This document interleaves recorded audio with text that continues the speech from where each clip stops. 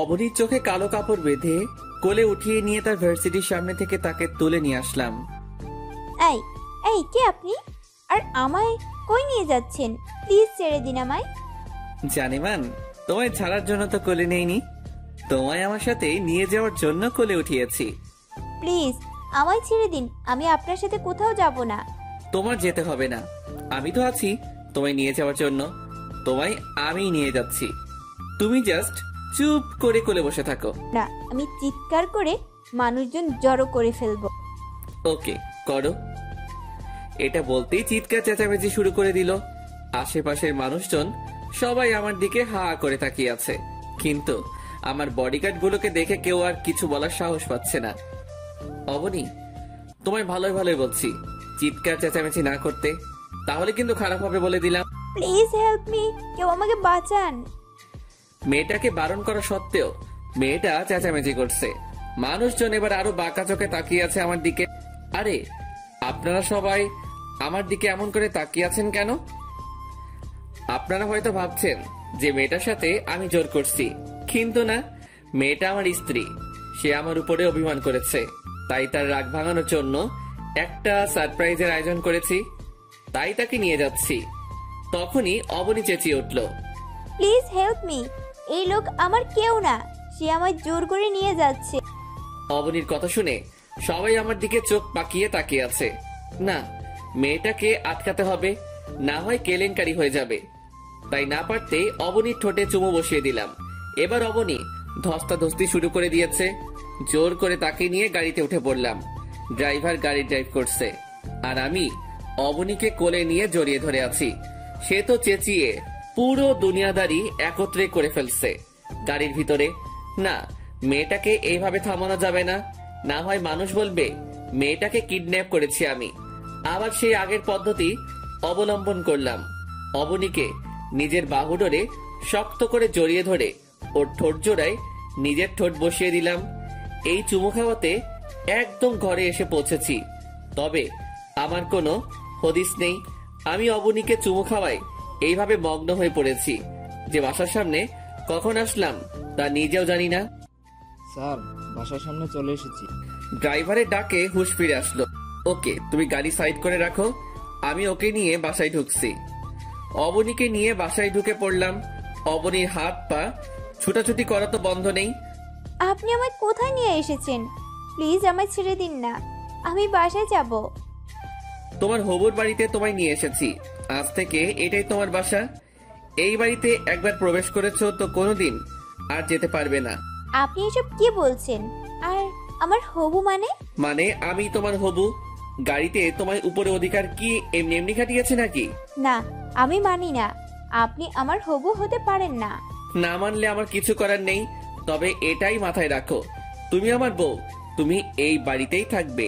তুমি হাজার চাইলেও এখান থেকে পালাতে পারবে না। এবার আমি চললাম, আমার কাজ আছে। ও হ্যাঁ, তার আগে চোখের বাঁধনটা খুলে দেই।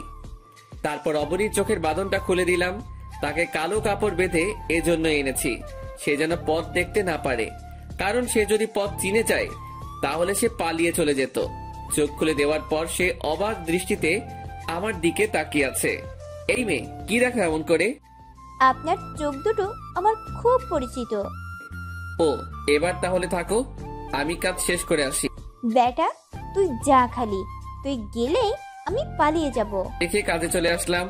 হঠাৎ সিকিউরিটি ফোন দিল। স্যার, ম্যাম জঙ্গলের ভিতরে কোথায় যেন হারিয়ে গেছে। সে হারিয়ে যায়নি, পালিয়ে যাওয়ার চেষ্টা করেছে। তোমরা ওর খোঁজ করো, আশা করি পেয়ে যাবে, কারণ সে আমার বাড়ি থেকে মৃত্যুর আগ পর্যন্ত পালাতে পারবে না। তোমরা খোঁজ চালু করো, আমি আসছি। আর আজ সব কয়টা সিকিউরিটিকে মজা দেখাবো। সিকিউরিটির সাথে কথা বলে ফোনটা কেটে দিলাম। অন্যদিকে অবনী। হে আল্লাহ, আমি কোথায় ফেসে গেলাম? চারিদিকে জঙ্গল আর জঙ্গল, তার উপরে জঙ্গলের ভিতর থেকে কেমন যেন ভয়ঙ্কর পশু পাখির আওয়াজ আসছে। তখন একটা বাঘ জঙ্গলের ভিতর থেকে বেরিয়ে আসে। অবনী এটা দেখে দাঁত মুখ খিচে দৌড় মারে। বাঘটাও তার পিছু নেয়। হঠাৎ দেখে বাঘটা রক্তাক্ত অবস্থায় মাটিতে পড়ে আছে, আর সামনে পাঠানোর মতন সেই অপরিচিত লোকটা দাঁড়িয়ে আছে। জানেমান, তোমায় বলেছিলাম তুমি হাজার চাইলেও এখান থেকে পালাতে পারবে না, সো কেন বৃথা চেষ্টা করো তুমি? হ্যাঁ, প্লিজ আমি ঘরে যাব। এই জায়গাটা সব কটা পশু পাখি বসবাস করে, মানুষ বলতে কেউ থাকে না এই জঙ্গলে। আপনিও সেই কাতারের। অবনী, বারবার বলছি মানিয়ে নেওয়ার ট্রাই করো, না হয় সব দিকে হারাবে। আমায় মেনে নিলে পুরো দুনিয়া পেয়ে যাবে, আর না হয় ভিতরে ভিতরে নিজে ঢুকে ঢুকে মরবে। আপনায় আমি মানবো না, ব্যাস মানবো না। ওকে, তোমার মানতে হবে না, আমি তোমায় মেনে নিলাম। এটা বলেই অবনীকে কোলে তুলে নিলাম। তারপর জঙ্গলের ভিতর থেকে সোজা বাসায়। উকিল সাহেবকে আসার সময় সাথে করে নিয়ে এসেছি। কাজের মহিলাকে বললাম অবনীকে সাজিয়ে দিতে। সে অবনীকে নিয়ে সাজাতে চলে গেল। আপা, কোন কালারের শাড়ি পরবেন আপনি? আমি কিছুই পরবো না, আমি বাড়ি যাব। মাথা থেকে সেই ভূত নামিয়ে ফেলেন, আপনি কখনোই জায়গা থেকে বেরোতে পারবেন না। আর বড় কথা হলো, এখান থেকে যে কি করবেন? আকাশ স্যার তো অনেক ভালো একটা মানুষ, তিনার সাথেই থেকে যান। তিনি বাসার পেছনে পুরো শপিং মল বানিয়ে রেখেছেন। সেখানে মেয়েদের সমস্ত দামি দামি কাপড়, দামি দামি সব অলংকার মজুদ রয়েছে। সবকিছুই তো আপনারই হবে। তোমার সেই বেয়াদব আকাশ স্যারের কোনো কিছুই আমার লাগবে না, আমি বাড়ি যাব। ম্যাম, আপনি রেডি হয়ে নিন, না হয় আকাশ স্যার আমার 12টা বাজিয়ে দেবে। না না না, আমি রেডি হব না তো রেডি হব না। ওকে, আমি স্যারকে গিয়ে বলছি। স্যার, ম্যাম নাকি রেডি হবেন না। ওকে, আমি দেখছি। সোজা গিয়ে অবনীকে রুম থেকে কোলে তুলে বাহিরে নিয়ে আসলাম। উকিল সাহেব, আপনি বিয়ে পড়ান। অবনী তো সেই রকমের চিৎকার চেঁচামেচি করছে, সে বিয়ে করবে না। শুধু কানে কানে একটা কথা বললাম, তারপর চুপচাপ সে আমায় বিয়ে করে নিল। বিয়ে পড়িয়ে উকিল সাহেব চলে গেল, আর আমি অবনীকে নিয়ে সেইভাবে রুমে ঢুকে পড়লাম। তারপর আলমারি থেকে শাড়ি বের করে নিজ হাতে তাকে পরিয়ে দিলাম। শাড়ি পরানোর সময় অবনীর কত জায়গায় যে আমি চুমু খেয়েছি তা উপরওয়ালাই জানেন। অবনীর কানে সেই কথাটা বলার পর থেকে সে একদম চুপচাপ হয়ে গেছে। আচ্ছা, আমি কি আর কখনো আমার মা বাবাকে দেখতে পাবো না? পাবে পাবে, সময় হলে সবাইকে দেখতে পাবে। এবার দেখি চুপচাপ খাটে গিয়ে বসো। আমি দরজা খুলে ভিতরে আসলে তুমি আমায় পায়ে ধরে সালাম করবে, নতুন বইয়ের মতন। অবনীকে খাটে রেখে বাহিরে চলে গেলাম। খুব খুশি লাগছে মনের ভিতরে, আবার খুব কষ্ট হচ্ছে। চোখের সামনে ভেসে বেড়াচ্ছে সেদিনের কথাগুলো, যেদিন জনসম্মুখে মাকে অপমান করে পাথর মারা হয়েছিল, আর মা সেই কষ্ট সহ্য করতে না পেরে সেখানেই দম ছেড়ে দেয়। এসব নিয়ে ভাবতেই নিজের অজান্তে কান্না করে দিলাম। তখনই কাজের মহিলা আপা আসলো। ভাইজান, আজ আপনার খুশির দিন, সেদিনের কথা মনে করে ভেঙে পড়লে চলবে। যান, ভেতরে যান, ম্যাম অপেক্ষা করছে। চোখ মুছে বাসর ঘরে ঢুকে পড়লাম। ঢুকে ভেবেছি হয়তো মেয়েটা আমার কথা মতন আমাকে সালাম করবে, কিন্তু না, সেই অবাধ্য মানুষের মতন খাটের উপরে বসে আছে। এটা দেখেই চরম রাগ উঠে গেল। সোজা গিয়ে ঝাঁপিয়ে পড়লাম অবনীর উপরে। মেয়েটা খুব চেঁচিয়েছিল, কিন্তু আমি মুখ চেপে ধরেছি। যা, এবার দেখি কত চেঁচাবি। এজন্যই বলেছিলাম মেনে নিলেই সবকিছু সহজ হয়ে যাবে।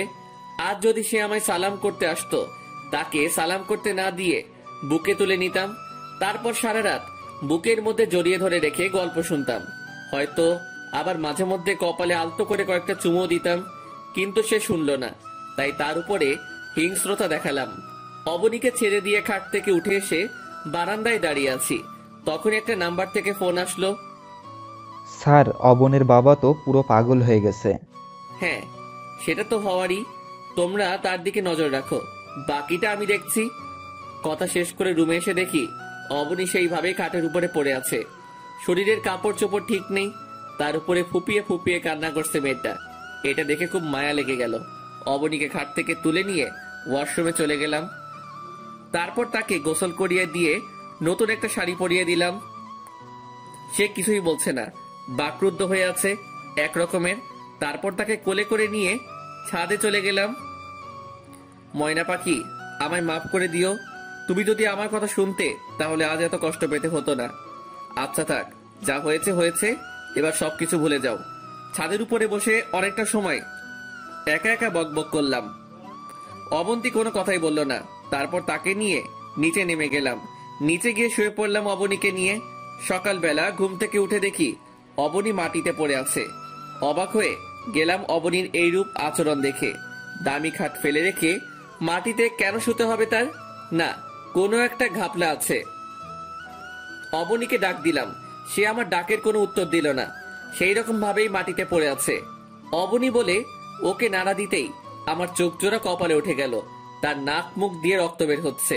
তার নাকের সামনে হাত দিয়ে দেখলাম শ্বাস নিচ্ছে কিনা, কিন্তু না, কোনো সারা শব্দ নেই। তার মানে কি অবনী সত্যি আমায় ছেড়ে চলে গেল? এত কিছু হয়তো অবনী সহ্য করতে পারিনি, তাই সে সুইসাইড করেছে। অবনীকে জড়িয়ে ধরে সজোরে এক চিৎকার করে উঠলাম, এই মেয়ে মারা গেলে আমার দুনিয়াদারি সমস্ত কিছুই শেষ। তখনই ঘুমটা ভেঙে গেল।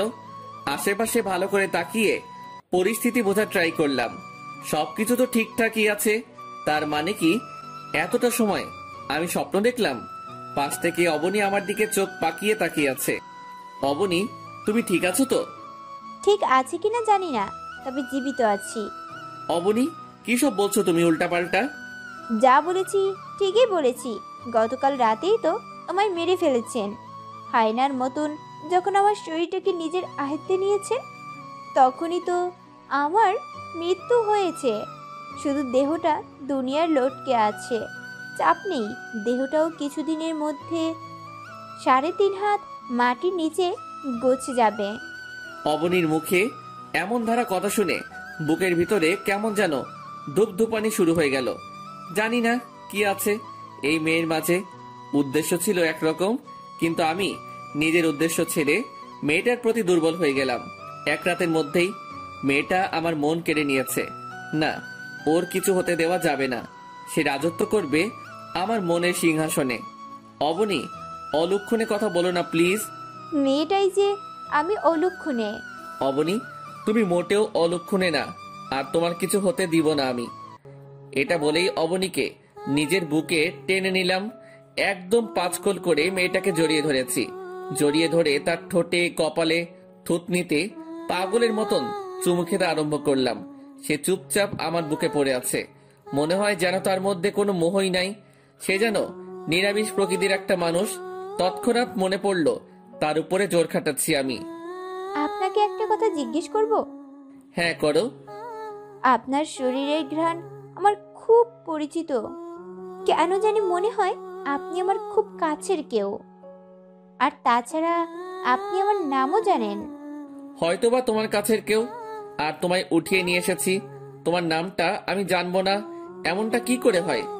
লোকটার কথা শুনে নিজের উপরেই ঘৃণা হচ্ছে। লোকটা আমার শরীরে জোর খাটিয়ে সেই শরীরটাই যেন অপবিত্র মনে হচ্ছে এখন নিজের কাছে। কি হলো, কথা বলছো না যে? আপনার মতো নরপশুর সাথে কি কথা বলবো? মানুষ তো নন আপনি। মানুষ হলেই না কথা বলতাম। হ্যাঁ, ঠিকই বলেছো তুমি। আমি মানুষ না, আমি আস্ত একটা রক্তচোষা। তবে সবকিছুর পিছনে তোমার পরিবারেরও হাত আছে। তোমার বাবা আমায় মানুষ থেকে ভয়ঙ্কর হায়না বানিয়ে দিয়েছে। ফালতু কথা একদম বলবেন না। আমার বাবা নামকরা বিজনেসম্যান।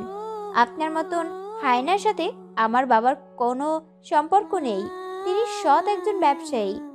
সৎ কি অসৎ তা সময় হলে জানতে পারবে। আর এখন এসব কথা ছাড়ো। চুপ করে রইলাম। এমন বাজে মানুষের সাথে মুখে লাগার ইচ্ছে আমারও নেই। হয়েছে, এবার ঘুমিয়ে পড়ো। আমি তোমায় জড়িয়ে ধরে আদর দিচ্ছি, দেখবে তোমার ঘুম চলে আসবে। কিছুই বললাম না আর, কারণ লোকটার জঘন্য আচরণকে তিনি আদর মনে করেন। এমন বিশ্রী চিন্তা ভাবনার মানুষের সাথে কি কথা বলার থাকে। আর চুপচাপ ঘুমিয়ে পড়লাম। সকালবেলা ঘুম থেকে উঠে দেখি অবনী বাচ্চাদের মতন করে ঘুমিয়ে আছে। ওর ঘুমন্ত চেহারাটা দেখে এতটা মায়া হচ্ছিল যে কি আর বলবো। আস্তে আস্তে ওর কানের সামনে মুখ নিয়ে গিয়ে ওকে ডাক দিলাম, অবনী উঠে পড়ো, সকাল হয়ে গেছে। সে মিটমিট করে চোখ খুলল। কপালে কয়েকটা চুমু এঁকে দিলাম, তার আদর দিয়ে দিয়েছি। এবার উঠে বসো, আমি তোমায় ফ্রেশ করানোর জন্য নিয়ে যাব। কেন, আমার কি হাত পা নেই নাকি? নাকি আমি প্রতিবন্ধী? না, তেমন কিছুই না। তবে আমি চাই না যে তোমার পা জমিনে পড়ুক। চুপচাপ উঠে বসে পড়লাম। লোকটার আদিক্ষেতা দেখে রাগে শরীর ফেটে যাচ্ছে। তবু কিছু বললাম না, কারণ লোকটাকে হাজার বারণ করলেও সে আমার কথা শুনবে না। অবনীকে কোলে তুলে নিলাম। কাজের মহিলা এসে একটা শাড়ি দিয়ে গেল। অবনীকে কোলে করে নিয়েই ওয়াশরুমে চলে গেলাম। তারপর তাকে নিজেই গোসল করিয়ে দিলাম। গোসল করিয়ে দিয়ে টাওয়েল পরিয়ে দিয়ে কোলে করে নিজের রুমে নিয়ে আসলাম। মেয়েটা একদম চুপচাপ হয়েছিল, মনে হচ্ছিল যেন স্বামীর বাধ্য বউ। তারপর তাকে নিজের হাতে শাড়ি পরিয়ে দিলাম। যখন শাড়ির কুচি দিব তখন তার ধবধবে সাদা পেটের দিকে নজর যায়। হয়ে গেল, ব্যাস মাতাল হয়ে গেলাম। শাড়ির কুচি দেওয়া বাদ দিয়ে রেখে তার পেটের মধ্যে চুমু খেতে আরম্ভ করে দিলাম। মেয়েটা লজ্জায় চোখে হাত দিয়ে রেখেছে, কিন্তু আমার তো হুঁশ ঠিক নেই। কখনো কি শুনেছেন যে মাতালের হুঁশ ঠিক থাকে? আমারও তেমন ছিল না। আধা ঘন্টা তাকে চুমু খাওয়ায় কাটিয়ে দিলাম। আমার যেন মনই ভরছে না। নাভিতেও আলতো করে কয়েকবার চুমু খেয়েছি। একদম পুরোপুরি হারিয়ে গেলাম নেশার রাজ্যে।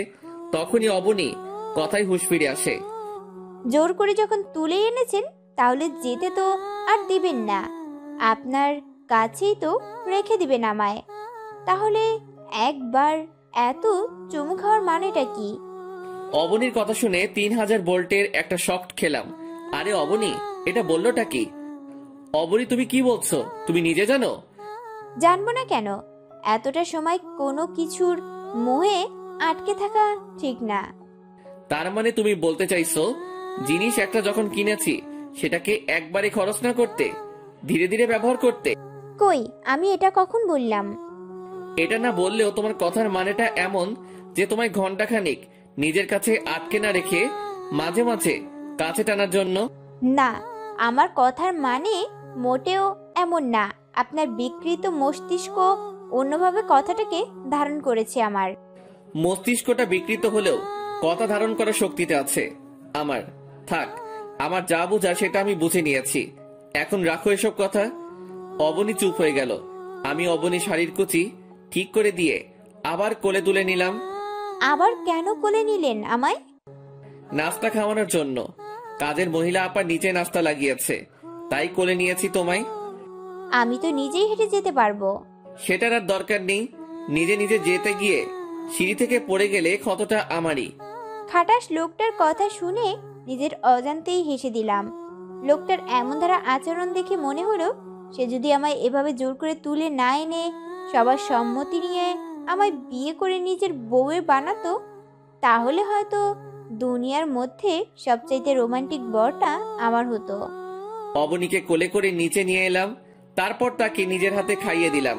তাকে খাইয়ে দিয়ে নিজেও খেয়ে নিলাম। খাওয়া দাওয়ার পালা শেষ করে, অবনী, বাসায় যদি তোমার বোরিং লাগে তাহলে তুমি আমার সাথে অফিসে যেতে পারো, আর না হয় যদি বলো জঙ্গলে সফর করবে তাহলে সেটাও করতে পারো। অফিসে নিয়ে চলেন আপনার সাথে। যাক, এই একটা সুযোগ পালিয়ে যাওয়ার। অফিস থেকে বের হয়ে সোজা বাসায় চলে যাব। ওকে, ঠিক আছে, আমি রেডি হয়ে আসছি। তুমি এখানে বসো। আমি জানি অবনী অফিসে যাওয়ার অপশন কেন বেছে নিয়েছে। সে হয়তো ভিতরে ভিতরে কোনো প্ল্যান সাজিয়েছে, তবে সে এটা জানে না যে আমি আকাশ মাহমুদ কোনো কাঁচা কাজ করি না। সে হাজার চালাকি করেও আমার সাথে পেরে উঠতে পারবে না। রেডি হয়ে এসে অবনীকে সাথে করে নিয়ে অফিসের উদ্দেশ্যে রওনা হলাম। বেশ কিছুক্ষণ পর অফিসে পৌঁছে গেলাম। অফিসে পৌঁছে আমি আমার কাজে মন দিয়েছি। অবনী আমার কেবিনে লক্ষ্মী মেয়ের মতন বসে আছে। মেয়েটার হয়তো বসে বসে বোরিং লাগছে অনেক। আমি না হয় আমার কাজ করছি দেখে বোরিং লাগছে না, কিন্তু মেয়েটার তো কোনো কাজ নেই। একটা মানুষ আর কতটা সময় বসে থাকতে পারে? অবনী, তুমি গিয়ে ঘুরে ঘুরে পুরো অফিসটা দেখো। এই সুযোগটার অপেক্ষায় তো ছিলাম এতটা সময়। এবার সোজা পালিয়ে যাব খাটাসটার ক্যাবিন থেকে। বেরিয়ে ফাঁক খুঁজছিলাম কখন সুযোগ পাবো। এদিকে সেদিকে তাকিয়ে ভালো করে সবকিছু নিজের আয়ত্তে করে নিলাম। সবাই কাজে বিজি হয়ে পড়েছে। এই সুযোগ, এবার আমি পালিয়ে যাব। সোজা অফিসের গেট দিয়ে বের হয়ে গেলাম।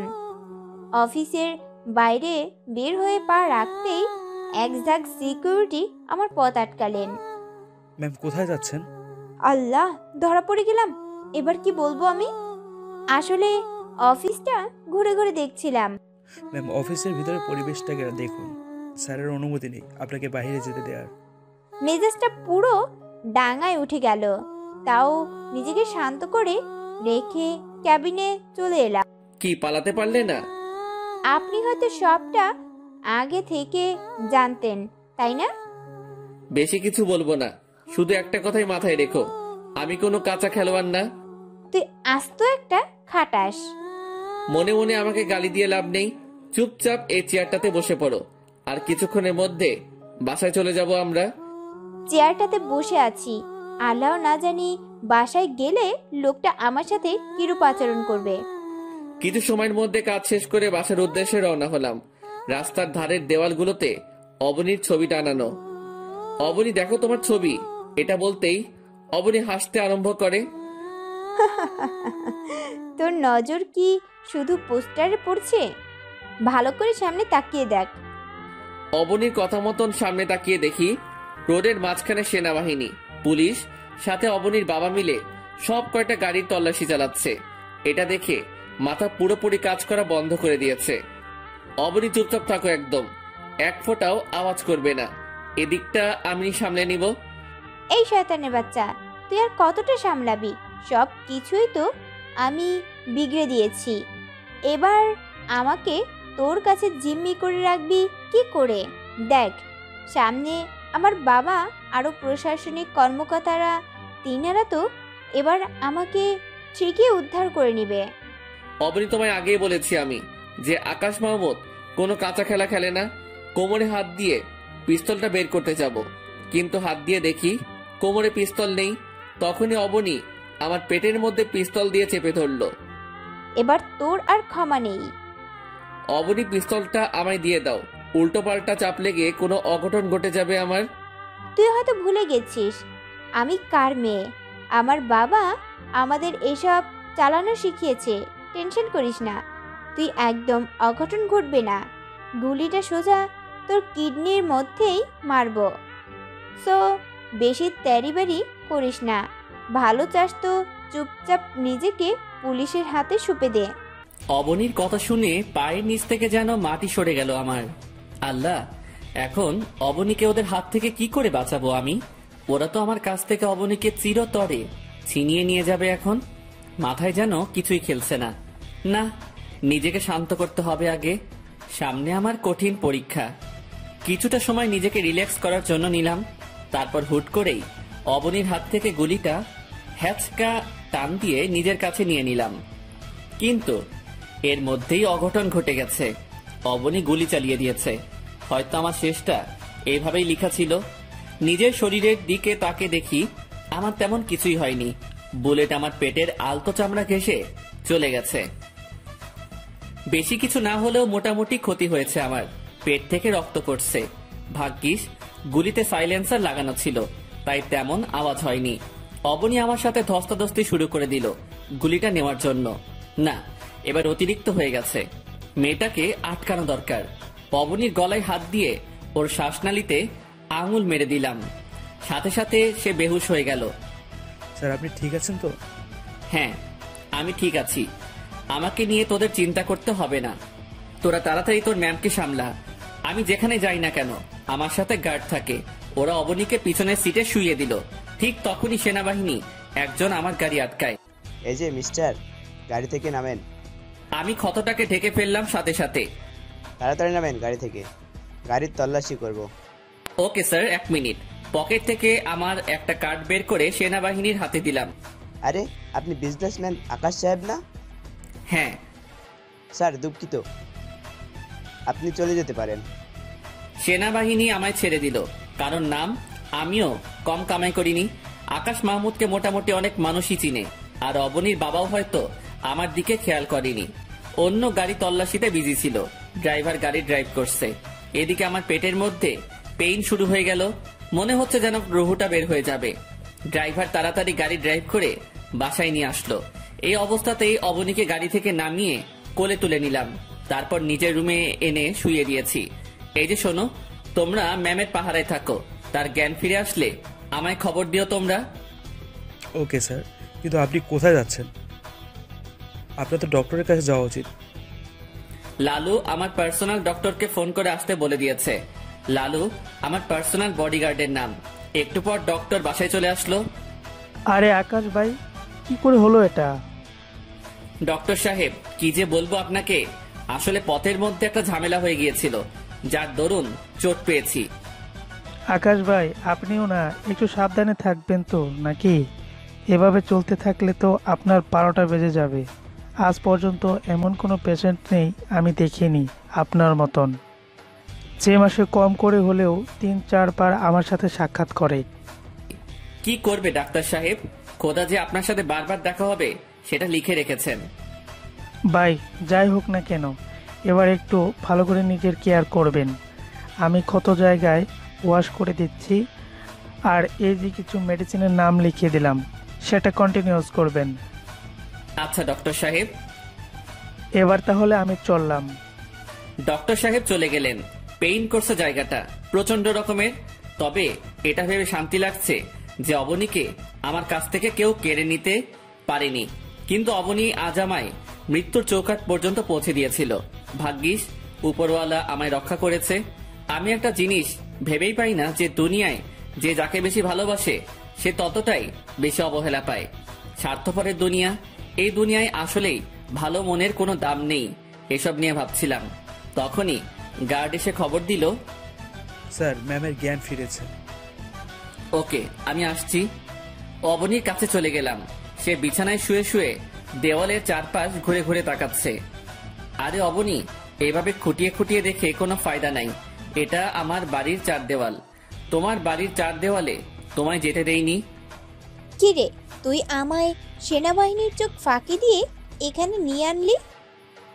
আগেই বলেছি অবনী আমি তোমায়, যে আমি কোনো কাঁচা খেলোয়াড় না।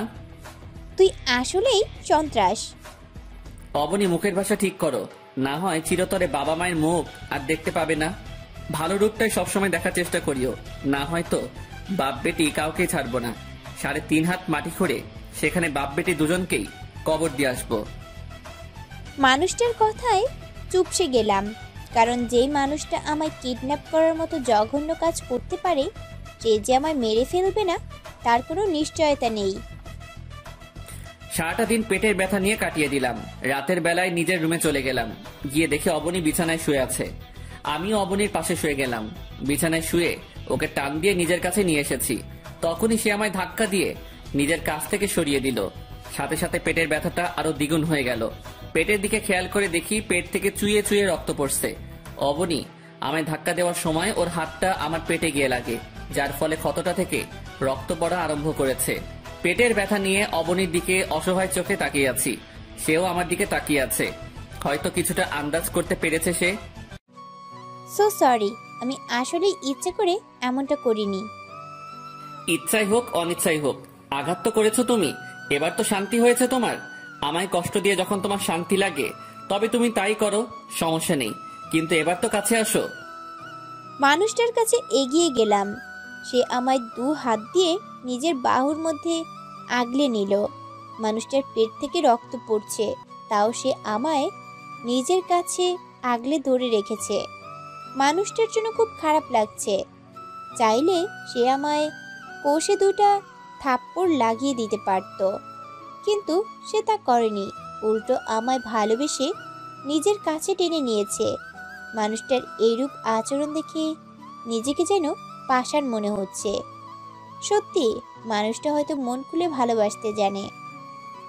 অবনীকে জড়িয়ে ধরে ওর কপালে, ঠোঁটে, গলায় পাগলের মতন চুমু খেতে আরম্ভ করলাম। সে আমায় 2 হাত দিয়ে জড়িয়ে ধরে রেখেছে। যেই মায়ের উপরে জোর খাটাচ্ছি আমি, সেই মেয়ে আমায় জড়িয়ে ধরে রেখেছে। জিনিসটা কেমন যেন অদ্ভুত লাগছে। অবনী, তুমি ঠিক আছো তো? একটু আগেই তো জড়িয়ে ধরতে সময় বাধা দিলে, কিন্তু এখন তোমায় চুমু খাচ্ছি, তাও কিছু বলছো না যে? সেটা অন্য কারণে দিয়েছি, কিন্তু এখন আর দেব না। আপনার যত ইচ্ছে হয় আপনি আমায় চুমু খান, আমি কিছুই বলবো না। অদ্ভুত লাগছিল এতটা সময়, কিন্তু এখন যেন বড়সড় একটা শক খেলাম। মেয়েটা আমি নিজ থেকে চুমু খেতে বলছে। এ তো মেঘনা চাইতেই বৃষ্টি। দূর যা হবে হোক, মেয়েটা নিজেই আজ সুযোগ দিয়েছে। আজ তো মন ভরে ওকে আদর করব। পাগলের মতন চুমু খেতে আরম্ভ করলাম অবনীকে। আমি চুমু খাচ্ছি আর সে বারবার শিউরে উঠছে। অনেক রাত অবধি তাকে চুমু খেয়েছি। একটা সময় চুমু খাওয়া বাদ দিয়ে ঘুমিয়ে পড়লাম। মানুষটা আসলেই অদ্ভুত প্রকৃতির, তবে তাকে আমার মাপা শেষ। যতই হায় না হোক না কেন, সে তার মনে ভালোবাসা নামক ভয়ঙ্কর গাছ গজিয়ে আছে। এই তো একটু আগেই কেমন অদ্ভুত ধরনের পাগলামো করছিল, কিন্তু এইসব বাদ দিয়ে আমায় জড়িয়ে ধরে ঘুমিয়ে পড়েছে। মানুষটার নিঃশ্বাসগুলো সোজা আমার বুকের উড়ুর মধ্যে এসে পড়ছিল। কেমন বাচ্চাদের মতন করে ঘুমিয়ে আছে মানুষটা। ইস, দেখেই কেমন যেন লোভ হচ্ছে। ইচ্ছে করছে মানুষটার কপালে একটা চুমো এঁকে দিতে। ইচ্ছে করছে মানুষটার লম্বা লম্বা চুলগুলো হাত দিয়ে আউলে দিতে। কেমন যেন এক ধরনের একটা নেশা কাজ করছে। মানুষটাকে নিয়ে ভাবতে ভাবতে গভীর রাত হয়ে গেল। হঠাৎ এই মনে পড়ল মানুষটার পেট থেকে রক্ত পড়ছিল। আল্লাহ, এতটা মন ভোলা কি করে হলাম আমি? তাড়াতাড়ি করে মানুষটার পেট থেকে কাপড়টা সরিয়ে ফেললাম। এখনো রক্ত চুয়ে চুয়ে পড়ছে। শাড়ির আঁচল দিয়ে মানুষটার সেই ক্ষতটাতে আলতো করে চেপে ধরে রেখেছি। কিছুক্ষণ পর রক্ত পড়া বন্ধ হয়ে গেল। কেমন যেন টেনশন মুক্ত লাগছে নিজেকে। কিন্তু কি কারণে মানুষটার জন্য এতটা টেনশন করছি আমি, তার উত্তর আমার কাছে জানা নেই। আপাতত জানতেও চাই না, কারণ বেশি ঘাটাঘাটি করলে এই ভালো লাগার মুহূর্তটাকে কোনো এক কালো মেঘ এসে ঢেকে দিয়ে যাবে। তাই আর বেশি কিছু না ভেবে মানুষটাকে জড়িয়ে ধরে ঘুমিয়ে পড়লাম। হঠাৎই কারোর শরীরের স্পর্শ লেগে ঘুমটা ভেঙে গেল। চোখ মেলে তাকানোর চেষ্টা করলাম, কিন্তু চোখ মেলতে পারছি না। চোখ জোড়া আগুনের মতন গরম হয়ে আছে, মাথাটাও প্রচন্ড ধরেছে। আমি শিওর আমার জ্বর আসতে চলেছে। চুপচাপ সেভাবে ঘুমিয়ে পড়লাম। হঠাৎ মুখের মধ্যে পানির ছিটা পড়ায় ঘুমটা ভেঙে গেল। চোখ মেলে তাকিয়ে দেখি অবনী আমার মাথায় জলপট্টি দিচ্ছে। বুঝতে বাকি রইল না যে আমার জ্বর এসেছে, কিন্তু অবনীর এইরূপ আচরণ দেখে খুবই অবাক হলাম। অবনী, তুমি ঘুমাওনি? আপনার শরীরে কি ভয়ঙ্কর রকমের জ্বর? আপনাকে এভাবে ফেলে রেখে আমি ঘুমাবো, সেটা ভাবলেন কি করে? অবনীর কথা শুনে শরীরটা কাঁপা দিয়ে উঠল। এটাই কি সেই অবনী যাকে আমি জোর করে তুলে এনেছিলাম? এই যে কিছু বলছেন না যে? আরে পাগলি, এত টেনশন করছো কেন? জানি না কেন এত টেনশন করছি, তবে আমার খুব টেনশন হচ্ছে। আরে পাগলি মেয়ে, টেনশন করিও না, আর আমার কাছে আসো। আমি জানি আমার জ্বর কি করলে সেরে যাবে।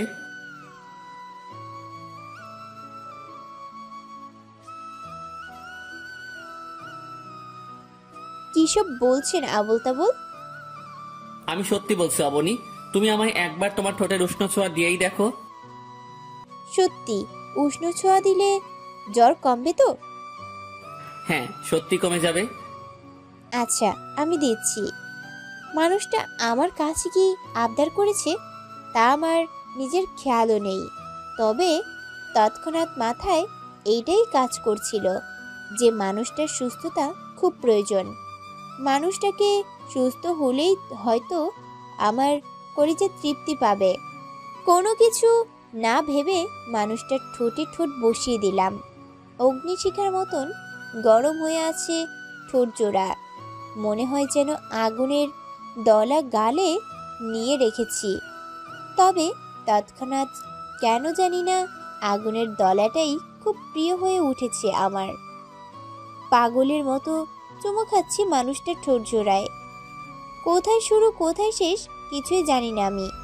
এরপর আর কিছু মনে নেই।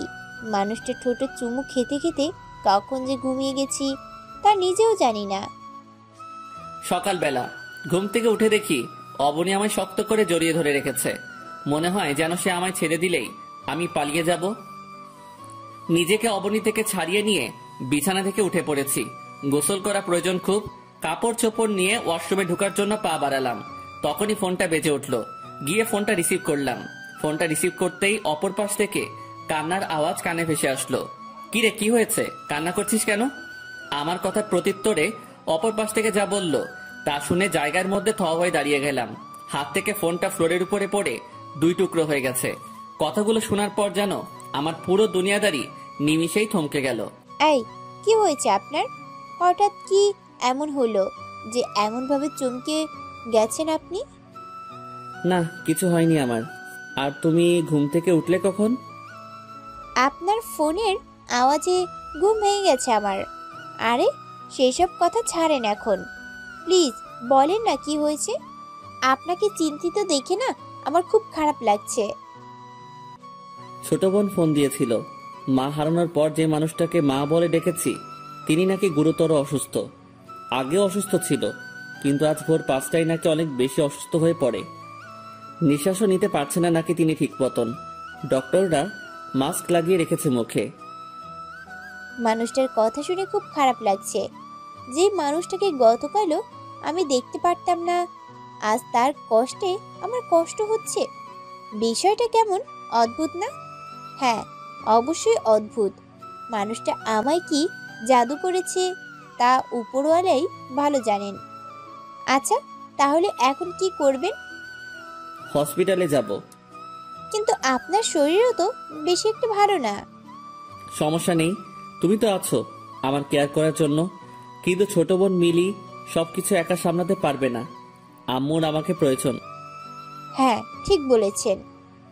আচ্ছা অবনী, তুমি কি কি নিবে তা নিয়ে নাও, আমি রেডি হচ্ছি। পরে দুজন রওনা দিব। আচ্ছা। অবনীকে সাথে নিয়ে সোজা হসপিটালে চলে আসলাম। আম্মুর এখনো অবস্থা খারাপ। ডক্টররা মুখে মাস্ক লাগিয়ে রেখেছে। নিজের কাছে যেন নিজেকে অপরাধী মনে হচ্ছে।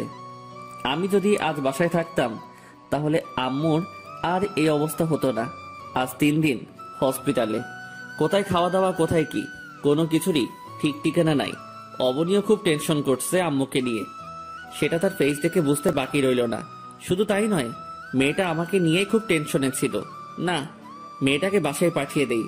এখানে থাকলে আরো টেনশন করবে মেয়েটা। অবনী, তুমি বাসায় চলে যাও। পাগলের মতন কথা বলবেন না একদম। আমি বাসায় চলে যাব মানে? তাহলে আপনার কেয়ার কে করবে শুনি? আপনিও যে অসুস্থ সেই জিনিসটা কি আপনার মনে আছে? আসলে সত্যি তো, সবকিছুর ভিড়ে নিজের অসুস্থতার কথাই ভুলে গেছি। তবে অবাক করা বিষয় হলো অবনীর এইরূপ পরিবর্তন। অবনীকে কাছে টেনে নিলাম, তারপর ওকে জড়িয়ে ধরে, অবনী তুমি সত্যি আমার লক্ষ্মী বউ। তোমার মতন মানুষকে নিজের লাইফে এনে আমার জীবন সার্থক। অনেক কয়টা চুমু এঁকে দিলাম অবনীর কপালে। ইস, কি বলে লোকটা! লজ্জায় মানুষটার বুকে মুখ লুকালাম। মানুষটার প্রতি কিভাবে দুর্বল হয়ে গেছি তার নিজেরও অজানা। আমার সমস্ত দুনিয়াদারি কেমন যেন ওনার মধ্যেই সীমাবদ্ধ হয়ে গেল। মানুষটা আমার মনকে কিভাবে পরিবর্তন করে দিয়েছে তা আল্লাহ ভালো জানেন। তবে খুবই অবাক লাগছে একটা জিনিস ভেবে নিজের কাছে। হসপিটালে আসার পর পদে পদে আমি পালিয়ে যাওয়ার সুযোগ পেয়েছি, কিন্তু তারপরেও আমি পালিয়ে না গিয়ে রয়ে গেলাম কেন? লাইফের মোড় কোন দিকে পাল্টে খেতে চলেছে কিছুই তো বুঝে আসছে না। তবু এটুকু জানি যে ভয়ঙ্কর কিছু একটা হতে চলেছে লাইফের সাথে। এই যে আমার লজ্জাবতী বউ, হসপিটালে এভাবে এতটা সময় জড়িয়ে ধরে থাকলে মানুষজন সব কাজ ফেলে রেখে আমাদের দিকে তাকিয়ে থাকবে। লজ্জার মাত্রাটা আরও যেন বেড়ে গেল। সাথে সাথে ওনাকে ছেড়ে দিয়ে কাপড়ে মুখ লুকিয়ে ফেললাম। আচ্ছা হয়েছে, থাক, আর লজ্জা পেতে হবে না। চলো দেখি আম্মুর কি অবস্থা। ডক্টর তো রাউন্ডে ঢুকেছে। তখনই মিলি এসে বলল, ভাইয়া আম্মুর অবস্থা আগের থেকে একটু ভালো হয়েছে, তুমি কেবিনে চলো। আচ্ছা চলো। আম্মুর কেবিনে গেলাম। গিয়ে দেখি আম্মু অন্যদিকে মুখ ঘুরিয়ে রেখেছে। মিলিও আমার সাথে কেমন যেন গা ছাড়া ছাড়া ভাব নিয়ে রয়েছে। বিষয়টা কি কিছুই তো মাথায় আসছে না। আম্মু কেমন লাগছে এখন তোমার? আম্মুর কোনো কথা নাই। আম্মু কি হলো, কথা বলছো না যে? আম্মুর হাতটা আলতো করে ধরলাম। তখনই তিনি ঝাটকা দিয়ে আমার থেকে নিজের হাত ছাড়িয়ে নিল। আম্মুর এমন কাণ্ড দেখে তো পুরা থ। তোর সাথে কি আর কথা বলবো, বলার মতো মুখ তো নেই আমাদের। মানে কি আম্মু? মানে কি বুঝিস না? সত্যি আমি বুঝতেছি না।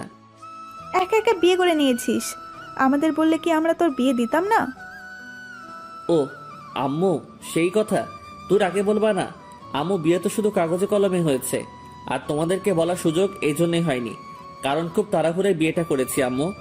পরিস্থিতি ছিল না কাউকে জানানোর মতন। বাবা, কি সুন্দর কথা। আমাদেরও জানানোর মতো সময়টা ছিল না, তাই না? আম্মু, তুমি রাগ করছো কেন? প্লিজ রাগ করিও না। আচ্ছা, তোমায় না জানানোর আসল কারণটা বলি। আম্মুর কানের সামনে মুখ নিয়ে ধীরে ধীরে কিছু কথা বললাম। আমার মুখ থেকে কথাগুলো শোনার পর অবনীর দিকে হা করে তাকিয়ে আছে আম্মু। আম্মু, কি হলো? এভাবে চুপচাপ হয়ে আছো যে? বৌমাকে কিছু বলো। বৌমা, তুই আসলেই প্রমাণ করে দিলি যে আবর্জনার স্তূপেও স্বর্ণ পাওয়া যায়, আর তুই সেই স্বর্ণের টুকরো। উনি কি বলছেন এসব? মাথায় তো কিছুই কাজ করছে না। কিসব আবর্জনা, তারপর স্বর্ণের টুকরোর কথা বলছেন তিনি? আমার কথার মানেটা তুই এখন বুঝবি না মা।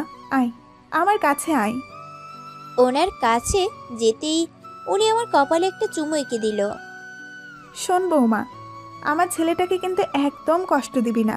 আমার ছেলেটা যদি কোনো কারণে কষ্ট পায়, তাহলে মনে রাখিস সেই ছেলের মায়ের অভিশাপ তোর জন্য বরাদ্দ থাকবে। মানুষটার কথার প্রত্যুত্তরে কিছুই বলতে পারলাম না। আর কি বা বলবো? বিয়েটা তো সুস্থভাবে হয়নি যে মানুষটাকে নিয়ে সারা জীবন সুখী থাকার প্ল্যান করব। আচ্ছা আম্মু, বাদ দাও এখন ওসব কথা। আমি জানি অবনী আমাকে কখনোই কষ্ট দিবে না। না দিলেই হলো। আচ্ছা আম্মু, আমি ডক্টরের সাথে কথা বলে তোমায় বাসায় নিয়ে যাওয়ার ব্যবস্থা করছি। তারপর ডক্টরের সাথে কথা বলে আম্মুকে বাসায় নিয়ে আসলাম। বাসায় সমস্ত সবকিছুর ব্যবস্থা করেছি আম্মুর। নার্স দুইজনকে আম্মুর দেখাশোনার জন্য বাসায় নিয়ে আসলাম। আর এটা আমার শহরের বাসা। অবনীকে নিয়ে যে বাড়িতে গিয়েছিলাম সেটা আমার ফার্ম হাউস, তবে শহরেই থাকি আমি সব সময়। বাসায় এসে আম্মুকে ওনার রুমে দিয়ে আসলাম।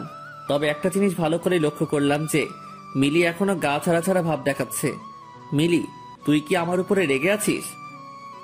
ভাইয়া, তোর বিয়ে নিয়ে কতটা স্বপ্ন ছিল আমার, কিন্তু সবটাই মাটি, তাই একটু খারাপ লাগছে। আরে বোন আমার, মন খারাপ করিস না। তোর স্বপ্ন ছিল আমার বিয়ে নিয়ে, আমি তার থেকে বড় করে বিয়ের ফাংশন করব আমার। শুধু একটুখানি সময় দে আমাকে। সত্যি তো? হ্যাঁ সত্যি। ওকে, তাহলে এখন আর মন খারাপ করে থাকলাম না। পাগলি বোন আমার। আচ্ছা, তোরা তোর ভাবিকে নিয়ে থাক, আমি একটু অফিসে যাব, জরুরি মিটিং আছে। আম্মুর দিকে খেয়াল রাখিস। আচ্ছা। হাত মুখ ধুয়ে অফিসে যেতে ধরলাম, তখনই পিছন থেকে অবনী এসে আমার শার্ট খামচে ধরে। এই যে, আমায় রেখে কোথায় যাচ্ছেন?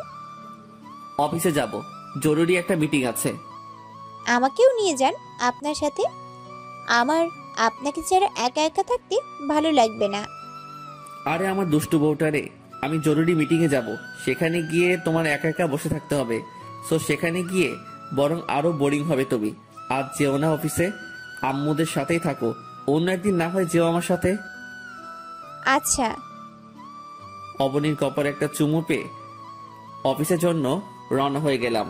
ড্রাইভার গাড়ি ড্রাইভ করছে, এই তো পথে রয়েছি। তখনই অবনীর কথা মনে পড়ে। মেয়েটা কেমন পরিবর্তন হয়ে গেল। যেই মেয়ে আমার সহ্য করতে পারতো না, সে আজ এসে আমার শার্ট খামচে ধরে। দুনিয়ার সব রোমান্টিক কাজ কারবার করে। এই পরিবর্তনটা কি সত্যি তার মনের পরিবর্তন না? এটা তার কোনো পাতানো ফাঁদ, যেই ফাঁদ আমি নিজেই পেতেছি। সেই ফাঁদে নিজেই ফাঁসতে চললাম না তো আবার। এসব নিয়ে ভাবতে ভাবতে অফিসে চলে এসেছি। গাড়ি থেকে নেমে অফিসে ঢুকে পড়লাম।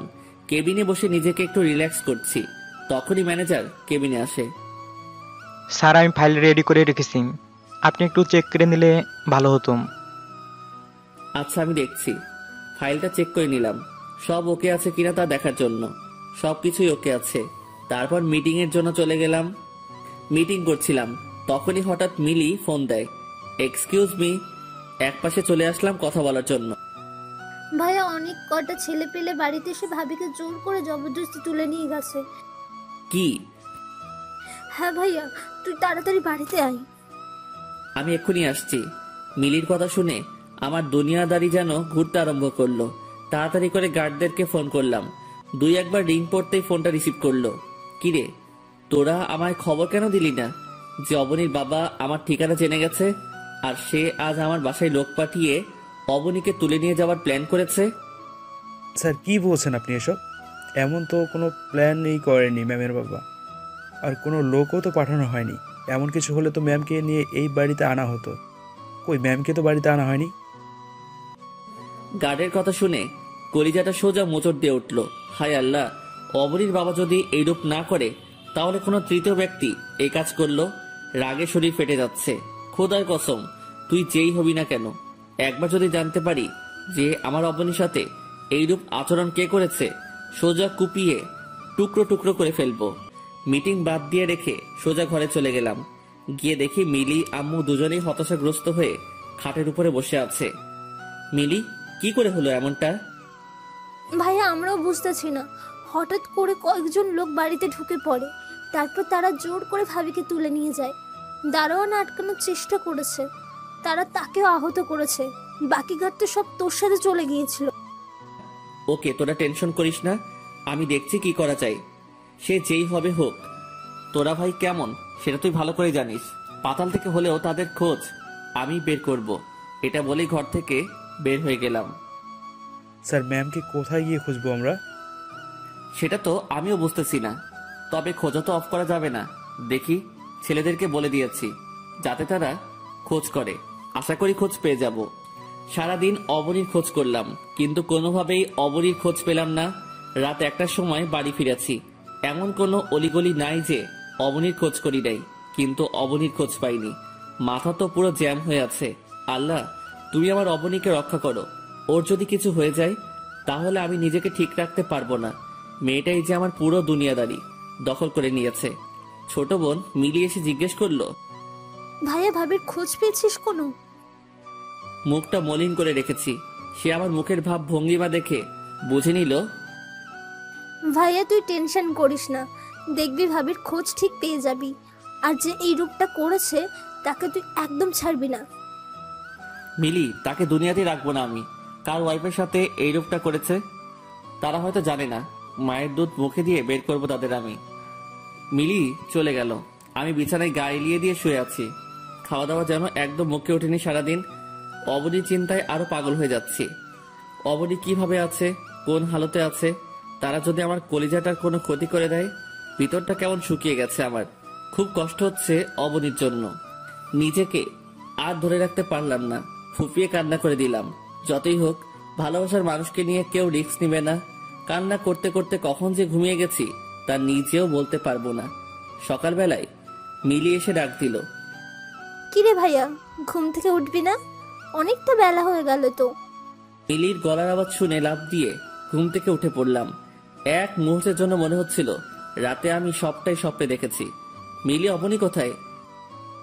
ভাইয়া ভাবির তো কোনো খোঁজ মেলেনি, আর তাছাড়া কাল তোরাও তো কোনো খোঁজ পেলি না। মিলির কথা শুনে আবারও চোখ জোড়া ভিজে গেল। ফ্রেশ হয়ে ঘর থেকে বের হয়ে গেলাম। কাল থেকে এখন পর্যন্ত কিছুই খাইনি আমি। হঠাৎ এই গার্ড ফোন দিল। স্যার, ম্যামের কোনো খোঁজ পেয়েছেন? না। কিন্তু স্যার, ম্যামের বাবাও তো এইরূপ কোনো কাজ করেননি।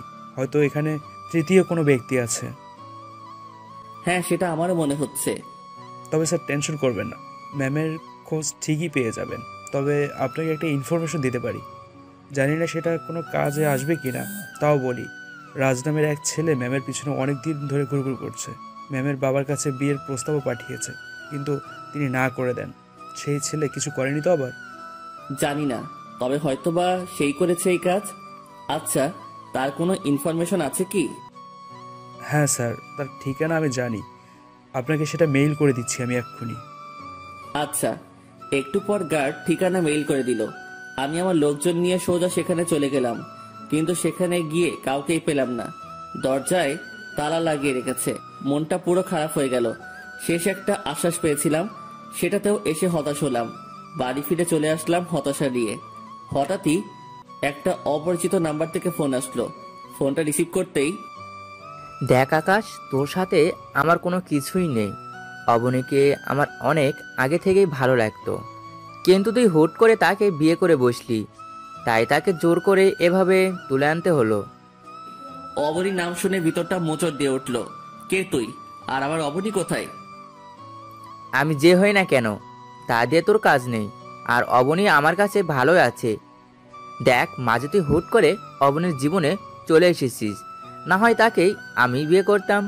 সো ভালোই ভালো বলছি যে অবনীর জীবন থেকে সরে যা, না হয় কিন্তু অবনীর লাশ দেখতে পাবি। কুত্তার বাচ্চা, আমার অবনীর যদি কিছু হয় তাহলে তোর জীবন রীতিটা আমি টেনে নিব। তুই যেখানে থাকিস না কেন খুঁজে বের করে তোর শরীরটা জীবিত অবস্থায় মাটির নিচে পুঁতে দিব। আরে যা যা যা পারিস গিয়ে কর। কই আজ তো আমার খোঁজ করতে আমার বাসায় গিয়েছিলি, কিন্তু আমার খোঁজ তো পেলি না। হ্যাঁ পাইনি, কিন্তু তোর খোঁজ ঠিকই বের করে ফেলবো। সে আশা নিয়ে বসে থাক, কখনো আমার খোঁজ পাবি না তুই। খুব বড় বড় কথা বলছিস তুই, কিন্তু একটা কথা মাথায় রাখিস, চোর চুরি করলে কোনো একটা নিশানা ছেড়ে যায়। সেটা হয়তো এখন আমার হাতে লাগেনি, যেদিন লাগবে ধরে নে সেদিনই তুই জমের বাড়ি চলে যাবি। আরে যা পারিস কর গিয়ে, এখন রাখলাম বলেই ফোন কেটে দিল। কে হতে পারে এই ছেলে? শান্ত মাথায় ভাবতে লাগলাম। একটু আগে যার সাথে কথা বলেছি তার কথাগুলো পুনরায় ভাবতে লাগলাম। হঠাৎই মাথার টনক নড়ে উঠল। সে কি বলেছিল যে তার বাসায় গিয়েও তার খোঁজ পাইনি? তার মানে এটা রাজি করেছে। বাচাধন, এবার যাবি কোথায়? কিন্তু ব্যাটাকে তো ঘরে গিয়ে পেলাম না। লোকজন সবাইকে বললাম রাজের খোঁজ বের করতে, সবাই রাজের খোঁজে লেগেছে। সেদিনটাও এভাবে পার হয়ে গেল। না পেলাম অবনীর কোনো খোঁজ, না পেলাম রাজের কোনো খোঁজ। ক্রাইমারের নাম জেনেও তাকে আমি বের করতে পারছি না। এর চাইতে দুঃখের আর কি হতে পারে? ইচ্ছে করছে নিজের মাথায় নিজে আঘাত করে ফাটিয়ে ফেলি। আজ 3 দিন আমার কলিজাটা নিখোঁজ। তন্ন তন্ন করে রাজকে খোঁজ করেছি, কিন্তু কোথাও তাকে পাইনি। তবে এটাই বুঝলাম না যে গিরোরটা কোথায় গিয়ে লুকিয়েছে। এত জায়গায় খুঁজলাম কিন্তু কোনো খোঁজ পেলাম না। হঠাৎই মনে হলো রাজের বাসায় গিয়ে আবারও খোঁজ করা উচিত। হয়তো তার বাসায় গেলেই তার কোনো খবর পাওয়া যাবে। এই তোরা সবাই আবার আমার সাথে রাজের বাসায় চল। স্যার সেখানে না একবার গিয়েছি আমরা। হ্যাঁ, কিন্তু আমার মন বলছে সেখানে গেলেই হয়তো কোনো একটা কিছু পেয়ে যাব। তারপর লোকজন নিয়ে আবারও রাজের বাসায় রওনা হলাম। সেইম ভাবে দরজায় সেই আগের মতোই তালা মারা। স্যার ঘর তো আগের ন্যায়ই তালা মারা। কোনো কথা না বলে চুপচাপ দাঁড়িয়ে চারপাশটা দেখতে লাগলাম। খুঁটে খুঁটে বাসার আশেপাশে দেখছি ভালো করে। হঠাৎই চোখে পড়লে ঘরের পিছনে একটা দরজা। ধীরে ধীরে সেই দিকে এগিয়ে গেলাম, কিন্তু সেখানে গিয়েও হতাশ হলাম। এই দরজাতেও তালা লাগানো। স্যার আমার মনে হচ্ছে এখানে কিছু নেই, আমাদের চলে যাওয়া উচিত। কিন্তু আমার মন যে বলছে এই বাড়িতেই কোনো রহস্য লুকিয়ে আছে। স্যার দরজায় তালা মারা, তাহলে ভিতরে কিভাবে রহস্য লুকিয়ে থাকবে? আচ্ছা চলো, এখান থেকে যাওয়া উচিত। এখানে হয়তো কোনো কিছু নেই। গার্ডদের নিয়ে চলে আসতে ধরলাম, তখনই আমার শার্টের হাতাটা পাশে একটা জানালার সাথে খোঁচা লেগে ছিঁড়ে গেল, আর জানালাটা খুলে গেল শার্টের টান খেয়ে। কি ব্যাপার? সারা বাড়িতে তালা লাগানো, কিন্তু জানালাটা খোলা কেন? জানালার সামনে এসে ভিতরের দিকে লক্ষ্য করতে দেখলাম জানালার কোনো গ্রিল নেই। জানালাটা পুরো একটা দরজার মতন।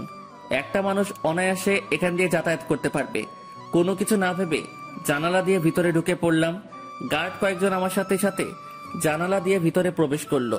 ভিতরে ঢুকে ধীরে ধীরে সামনের দিকে এগিয়ে গেলাম। অনেক কয়েকটা কক্ষ ভিতরে, সব কয়টায় আস্তে আস্তে দেখতে লাগলাম। হঠাৎই দেখি একটা কক্ষের ভিতরে অবনীকে জানালার সাথে বেঁধে রেখেছে, আর পাশের খাটের উপরে একজন নাক ডেকে ডেকে ঘুমাচ্ছে। এটা দেখেই তো সবার চোখ জোড়া কপালে উঠে গেল। গার্ড সবাইকে ইশারা করে বললাম কেউ যেন কোনো সাউন্ড না করে, আর ইশারা করে বলে দিলাম ওকে খাটসহ এইভাবেই উঠিয়ে নিয়ে ছাদে যেতে। গার্ডরা আকাশের কথা মতন খাট সহকারে তাকে সেইভাবেই ছাদে নিয়ে গিয়ে শুকিয়ে দেয়। এদিকে আকাশ তো অবনী অবস্থা দেখে পুরো পাগল হয়ে গেছে। মেয়েটা বেহুশের মতন হয়ে পড়ে আছে খাটের কাছে। অবনী, এই অবনী। 2-1 ডাক দিতেই অবনী চোখ খুলল। অবনী চোখ খুলে আকাশকে দেখতে পেয়ে ঝাপটে জড়িয়ে ধরে কান্না করে দেয়। আপনি এসেছেন? এই রাজ আমায় জোর করে এইখানে এনে বেঁধে রেখেছে। আজ 3 দিন ভালো করে কোনো কানাবিনা দেয়নি, এভাবেই বেঁধে রেখেছে। অবনীর কথা শুনে মেজাজটা পুরো চটে গেল। জানোয়ারের বাচ্চা রাজ, তোকে তো আজ আমি শেষ করে ফেলবো। কলিজা, তুমি একদম চিন্তাই করো না, আমি বেটাকে আর জন্মে শিক্ষা দিয়ে ছাড়বো। অবনীকে কোলে তুলে নিলাম, ওকে কোলে নিয়ে ছাদে চলে গেলাম। ছাদে গিয়ে দেখি রাজকে গার্ডরা নিয়ে এনে ছাদে শুয়ে রেখেছে। অবনীকে আস্তে করে মাটিতে নামিয়ে দিয়ে সোজা গিয়ে খাটের মধ্যে সজোরে এক লাথি মারলাম। লাথির চোটে রাত সোজা গিয়ে মাটির উপরে আছড়ে পড়ল। সাথে সাথে তার ঘুমটা ভেঙে যায়। এই কে কে? তোর জম। এই তোরা ব্যাটাকে দড়ি দিয়ে বাঁধ, আর নিচে গিয়ে দেখ কিচেন রুমে কোনো ছুরি টুরি আছে কিনা। গার্ডরা রাজকে দড়ি দিয়ে বেঁধে ফেলে, তারপর কিচেন রুম থেকে একটা ছুরি এনে আকাশের হাতে দেয়। এবার কই যাবি কুত্তার বাচ্চা? আমার কলিজার দিকে কুনজর দিয়েছিস তুই। তোকে তো আজ কি যে করব। ছুরিটা নিয়ে উল্টো করে ডাট দিয়ে রাজের মাথায় সজোরে এক বাড়ি মারলাম। রাজ দেখি স্টিলে বসে আছে। না, তোকে এইভাবে না। কোন হাত দিয়ে আমার কলিজার গায়ে হাত দিয়েছিস? তুই তাহলে আকাশ? দেখ আকাশ, তুই কিন্তু জানিস না আমি কে। ভালোই ভালো বলছিস ছেড়ে দে আমাকে, না হয় কিন্তু অবনী আর তোকে সোজা শেষ করে দিব। তুই জানিস না যে আমার ছেলেপেলেরা কতটা ভয়ঙ্কর। জানোরে বাচ্চা, আমাকে ভয় দেখাস? আগে নিচে বেঁচে থাকিস কিনা সেটা দেখ। বলেই সজোরে এক কোপ মেরে দিলাম রাজের হাতের মধ্যে। সাথে সাথে হাতে সব কয়টা আঙ্গুল শরীর থেকে আলাদা হয়ে গেল। রাত ষাঁড়ের মতো চেঁচিয়ে উঠল সোজা। ওর চিৎকার শুনে আরো রাগ উঠে গেল। অপর হাতেও কোপ দিয়ে সব কয়টা আঙুল কেটে ফেললাম। তখনই পাশ থেকে অবনী আকাশ বলে ডাক দিয়ে বেহুশ হয়ে মাটিতে পড়ে গেল। সাথে সাথে অবনীর কাছে দৌড়ে গেলাম। এই অবনী, কি হয়েছে তোমার? কোনো সারা শব্দ নাই। স্যার বেহুশ হয়ে গেছে মনে হয়, ম্যামকে তাড়াতাড়ি হসপিটালে নিয়ে যাওয়া উচিত। হ্যাঁ, আমি ওকে নিয়ে হসপিটালে যাচ্ছি। তোরা ব্যাটাকে সাইজ করে দে।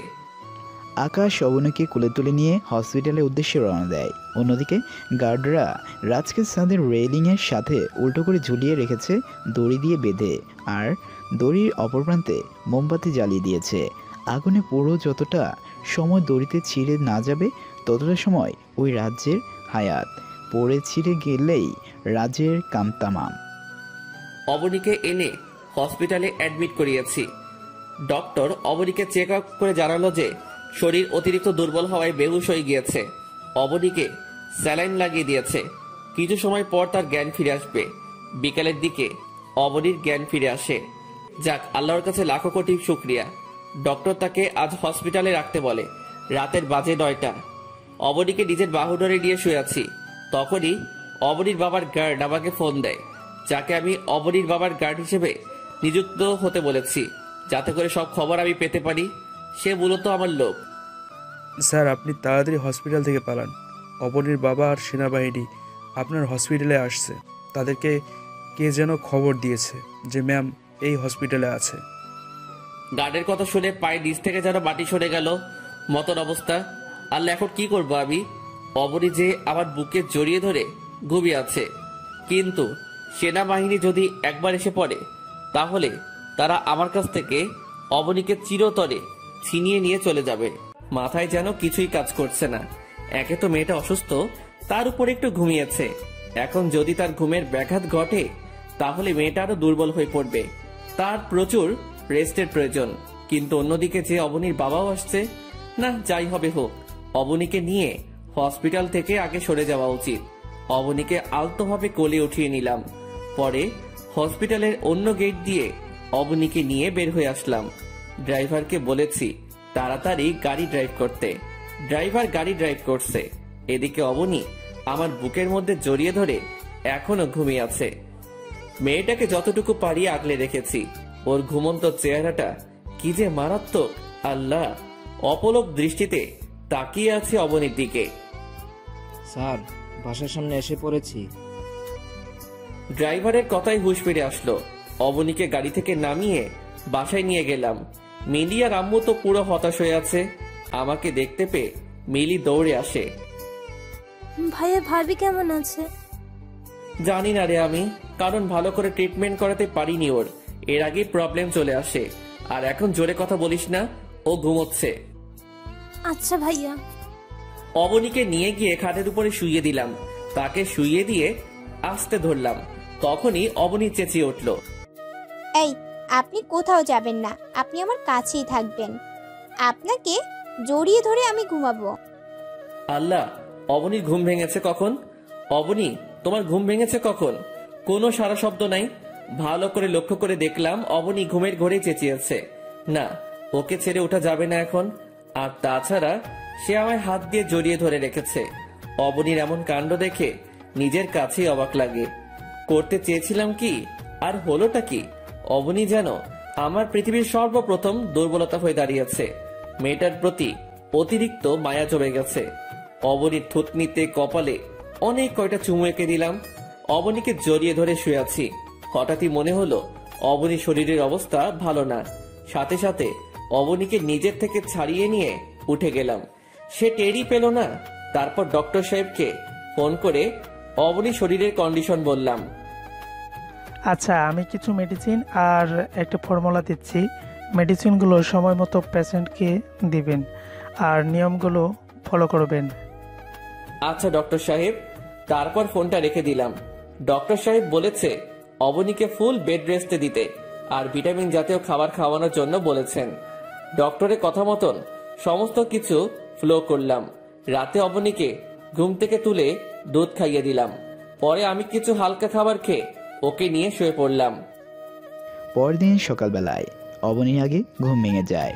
সে ঘুম থেকে উঠে দেখে মানুষটা তাকে নিজের বুকের মধ্যে নিয়ে রেখেছে। ঘুম থেকে উঠে নিজেকে মানুষটার মুখের মধ্যে দেখতে পেয়ে কি যে খুশি লাগছে তা বলে বোঝাতে পারবো না। মানুষের প্রতি এতটা দুর্বল কিভাবে যে হয়ে গেলাম তা ভেবেই পাই না। যে মানুষটা আমায় খারাপ পন্থায় নিজের কাছে জিম্মি করে রেখেছে, আমি সেই মানুষটাকে এতটা ভালোবেসে বসলাম কি করে? নিজের প্রশ্নের উত্তর নিজের কাছেই নেই। তবে এটুকু জানি যে মানুষটাকে আমি জীবনের শেষ নিঃশ্বাস পর্যন্ত চোখের সামনে দেখতে চাই। মরে গেলেও যেন মানুষটার বুকে মাথা রেখে আমি মরতে পারি। মানুষটাকে আবার জড়িয়ে ধরে শুয়ে পড়লাম। অন্যদিকে আকাশের ঘুম ভাঙে সকাল 10টার দিকে। সে ঘুম থেকে উঠে দেখে অবনী এখনো তার বুকে শুয়ে আছে। অবনীর শরীর নিয়ে খুব চিন্তা হচ্ছে। সকাল বাজে 10টা, সে এখনো আমায় জড়িয়ে ধরে শুয়ে আছে। না, মেয়েটাকে ডেকে ওঠানো দরকার। সকালবেলায় ওর ওষুধ আছে। অবনী, এই অবনী, উঠে পড়ে ঘুম থেকে। আমি তো অনেক আগেই উঠে পড়েছি। অবনীর কথা শুনে তাজ্জব বনে গেলাম পুরা। তো তুমি আমাকে ডাকলে না কেন? ইস, কেন ডাকতে যাব আপনাকে? কত সুন্দর করে ঘুমিয়েছিলেন।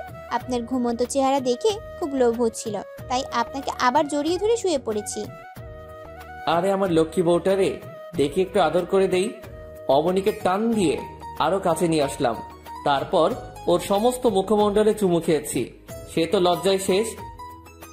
এই যে আমার খুব শরম করে, এভাবে কেউ চুমু খায়? হ্যাঁ, লজ্জা পাওয়ার জায়গায় তো চুমুই খাইছি। তোমার শরীর ভালো না তাই ঠোঁটে চুমু দেইনি, না হয়তো ঠোঁটে চুমু দিতাম। আর ঠোঁটে চুমু দিলে তোমার লজ্জা কোথায় গিয়ে ঠেকতো কে জানে। আপনি না খুব শয়তান। শয়তান ছিলাম না, আপনার কারণে হয়ে গেছি। আচ্ছা হয়েছে, এবার উঠে পড়ো ঘুম থেকে। তোমায় খাবার খাইয়ে দিয়ে আমার অফিসে যেতে হবে। গত কয়দিন অফিসে ঠিকঠাক মতন যাইনি, সবকিছু লাটে উঠে আছে কাজকর্ম। তারপর অবনীকে ফ্রেশ করে দিয়ে খাইয়ে দাইয়ে অফিসে চলে আসলাম। আজ সব গার্ড বাসায় রেখে এসেছি অবনীর পাহারায়। 2-1জনকে শুধু সাথে করে নিয়ে এসেছি। অফিসে এসে অনেক কয়দিনে জমানো কাজে হাত দিলাম। বসে বসে কাজ করছি আর একটু পর পর ফোন করে অবনীর খোঁজ নিচ্ছি। দুপুরের দিকে কাজকর্ম সব গুছিয়ে রওনা দিলাম বাসার দিকে। হঠাৎ দেখি রাস্তার মাঝে অবনীর বাবা আরো অনেক লোকজন মিলে আমার পথ আটকায়। এই যে মিস্টার, গাড়ি থেকে নামেন, স্যার আপনার সাথে কথা বলবেন। অবনীর বাবার চেলা এসে আমায় গাড়ি থেকে নামতে বলছে। কত বড় বুকেট পাটা আমার পথ আটকায়। এই যে মিস্টার, আপনার স্যারকে গিয়ে বলেন কোনো কিছু বলার থাকলে আমার সামনে এসে বলতে। আমি গাড়ি থেকে নামবো না।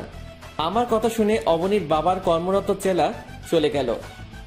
স্যার, ব্যাটা তো দাপট দেখাচ্ছে। ব্যাটা বলছে সে নামতে পারবে না, আপনাকে গিয়ে কথা বলতে। কি? সে আমায় তার কাছে যেতে বলে? একে তো অপরাধ করছে, দ্বিতীয় আবার বড় গলায় কথা বলছে। ওয়েট, ওকে দেখাচ্ছে মজা। অবনীর বাবা তেড়ে ফুঁড়ে আকাশের সামনে আসে। এই যে মিস্টার, আমার মেয়ে কোথায়? আপনার মেয়ে কোথায় সেটা আমি কি করে বলবো? ন্যাকামো বাদ দাও। গতকাল হসপিটালে ফুটেজ আমি দেখেছি, তুমি আমার মেয়েকে কোলে করে নিয়ে হসপিটাল থেকে বের হয়েছো। ফালতু কথা বলে নিজের সময় নষ্ট করিয়েন না। আমি আমার বউকে নিয়ে হসপিটাল থেকে বের হয়েছি। সো রাস্তা ছাড়ুন, বাড়ি যাব। বউ ঘরে অপেক্ষা করছে। এই বেটা, তুই আমার মুখের ওপরে কথা বলিস? হ্যাঁ, তুই জানিস আমি কে? আমি শহরের নামি দামি বিজনেসম্যান আনিসুজ্জামান। সে আপনি যেই হবেন হন, তা দিয়ে আমার কোনো কাজ নেই। আপনি শহরের নামকরা বিজনেসম্যান হতে পারেন, কিন্তু মাথায় রাখবেন আপনার দাপট সবার উপরে চলবে না। আমিও শহরের নামকরা বিজনেসম্যান আকাশ মাহমুদের নাম তো শুনেছেন হয়তো। সো নিজের অবস্থান নিয়ে বড়াই করিয়েন না। তুই অনেক বড় বার বেড়েছিস। তুই জানিস না আমি তোর সাথে কি করতে পারি? আমি ভিডিও ফুটেজ সেনাবাহিনীর হাতে তুলে দিলে তারা তোর পিঠের চামড়া তুলে ফেলবে। আরে জানতো, যাকে দেখানোর দেখান। আকাশ মাহমুদ এসবে ভয় পায় না, আর দোষ ছাড়া সেনাবাহিনী কারোর কোনো ক্ষতি করে না। আমিও কোনো দোষ করিনি। আমি আমার স্ত্রীকে কোলে তুলে নিয়ে এনেছি, অন্যায়ের কিছুই করিনি। সো যা পারেন গিয়ে করেন। এই ড্রাইভার, গাড়ি স্টার্ট করো। ড্রাইভার আমার কথা মতন গাড়ি স্টার্ট করলো। বাড়াবাড়ির ফলটা কিন্তু ভালো হবে না। আর আমার মেয়েকে তুই কতদিন নিজের কাছে রাখতে পারিস সেটাই আমি দেখব। ওকে, দেখা যাবে। আর হিসাব নিকাশের খাতা আমারটাও অনেক বড়।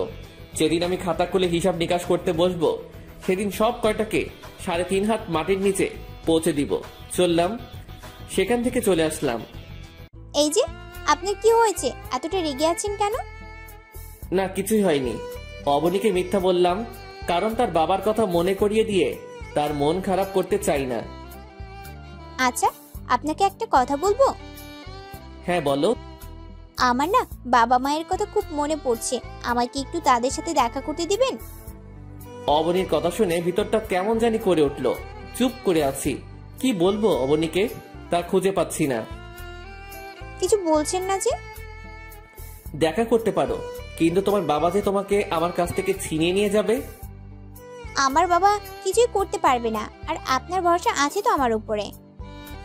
ভরসা না, শুধু মনে প্রাণে বিশ্বাস করি তোমায়। তাহলে ধরে নিন, আমায় আপনার থেকে কেউ আলাদা করতে পারবে না। আমার বাবা যেই হোক না কেন, এইটা মাথায় রাখবেন। আমিও তেনার মেয়ে। তেনার যদি শক্তি থাকে তিনি আমাকে আটকে রাখার, এইটা মাথায় রাখবেন। ওনার মেয়ে হয়ে আমারও শক্তি আছে ওনার থেকে ছুটে আসার। আর আমি যাওয়ার আরেকটা উদ্দেশ্য হলো, তেনাদের সাথে আপনাকে নিয়ে কথা বলবো আমি। অবনীর কথা শুনে অনেক বড় একটা ভরসা পেলাম। মেয়েটাকে অনেকদিন হয়েছে এনেছি, আজ অনেকদিন সে তার বাবা মায়ের মুখ দেখে না। আমারও এটা নিয়ে খুব খারাপ লাগে, তাই তাকে যাওয়ার অনুমতি দিয়ে দিলাম। তাকে যদি যেতে বারণ করি, হয়তোবা সে কষ্ট পাবে।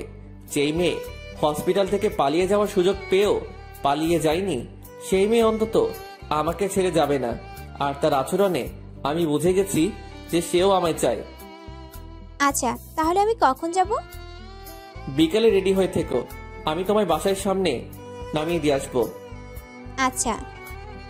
বিকেল বেলায় অবনীকে তার বাসার সামনে নামিয়ে দিয়ে আসলাম।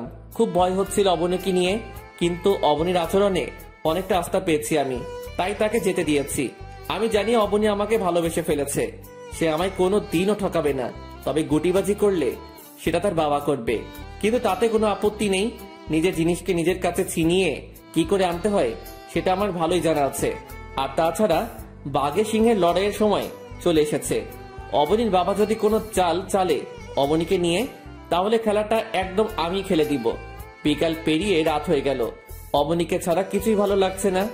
রাতের বেলায় অবনীকে ফোন দিলাম, সে ফোনটা রিসিভ করলো না। হয়তো ঘুমিয়ে পড়েছে বা ফোনটা কাছে নেই। আমিও ঘুমিয়ে পড়লাম। পরের দিন সকালবেলায় ঘুম থেকে উঠে রেডি হয়ে অফিসে চলে গেলাম। অফিসে একদমই মন বসছে না। না, অবনীর সাথে ফোন দিয়ে একটু কথা বলি। ফোনটা হাতে নিয়ে অবনীকে ফোন করলাম, সে তখনও রিসিভ করলো না। এইভাবে অনেকবার ট্রাই করেছি, কিন্তু সে ফোনই রিসিভ করছে না। মাথা তো পুরো হ্যাং হয়ে গেল। সারাদিনে কম হলেও 100 বার কল দিয়েছি, কিন্তু অবনী ফোনটা রিসিভ করলো না।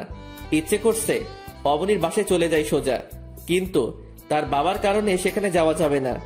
তিনি তো আমাকে দুই চোখের শত্রু মনে করেন, তবে তিনি আমায় যাই মনে করেন না কেন, তবে আমার দিক থেকে তিনি আমার লাইফের সবচাইতে বড় শত্রু। রাত বাজে 11টা। অবনীর নাম্বারে আবার ফোন দিলাম, তখনই ফোনটা রিসিভ হলো। হ্যালো অবনী। আমি অবনী না, তার বাবা। আমার অবনী কোথায়? তার হাতে ফোন দেন। তোর অবনী মানে? মুখ সামলে কথা বলিস।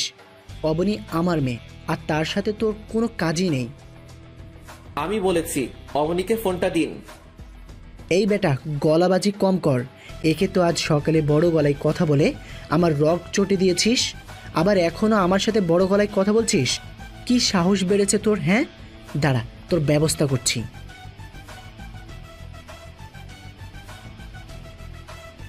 খুব রাগ উঠে গেল অবনীর বাবার কথা শুনে, তাই গালি দিয়ে বসলাম। অবনী দেখ ছেলের মুখের ব্যবহার কেমন। তোকে তো আগে বললাম যে ছেলের ব্যবহার কেমন। এবার নিজের চোখের সামনে প্রমাণ পেলি তো। বাবা আমায় ফোনটা দাও। অবনী বাবার হাত থেকে সে ফোন নিয়ে।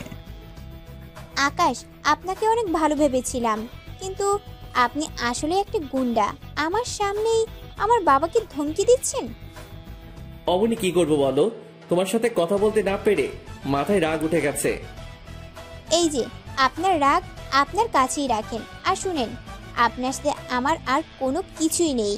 তবে হ্যাঁ, আপনাকে আমি ভালোবেসে ফেলেছিলাম, কিন্তু বাসায় আসার পর আমার বাবা আমাকে সব বুঝিয়েছে। আপনি আমায় জোর করে বিয়ে করেছেন, আপনি আমাকে জিম্মি করে আমার মনকে আপনার আয়ত্তে করে নিয়েছেন। এতদিন হয়তো আমি একটা ঘোরের মধ্যে ছিলাম, কিন্তু এখন আমি সব কিছুই স্পষ্ট দেখতে পাচ্ছি। আর তাছাড়া আমার বাবা মা আপনার সাথে আমার সম্পর্ক মেনে নিবে না। সো আমি আমার বাবা মায়ের অমতে যেতে পারবো না। আমি যদি ওনাদের অমতে গিয়ে কিছু করি, আমার বাবা সোজা স্ট্রোক করে বসবে। এমনিতেও নাকি আমি চলে যাওয়ার পর একবার স্ট্রোক করেছে। এখন যদি আমি বাবার অমতে গিয়ে আপনার সাথে সংসার করি, এবার পাক্কা আমার বাবাকে আমার হারাতে হবে। সরি, আমায় ক্ষমা করবেন। অবনী তুমি এসব কি বলছো? যা বলছি সত্যিই বলছি। ও হ্যাঁ, আরেকটা কথা, আপনি আমায় জিম্মি করে এজন্যই বিয়ে করেছেন, যাতে আমাদের সব সম্পত্তি নিজের নামে করে নিতে পারেন। বাহ, সেই রকমের প্ল্যান সাজিয়েছেন আপনি। আজ যদি বাবা আমায় আপনার প্ল্যানের বিষয়ে না বলতেন, তাহলে তো কোনো দিন জানতে পারতাম না যে আপনি কত বড় হায়না।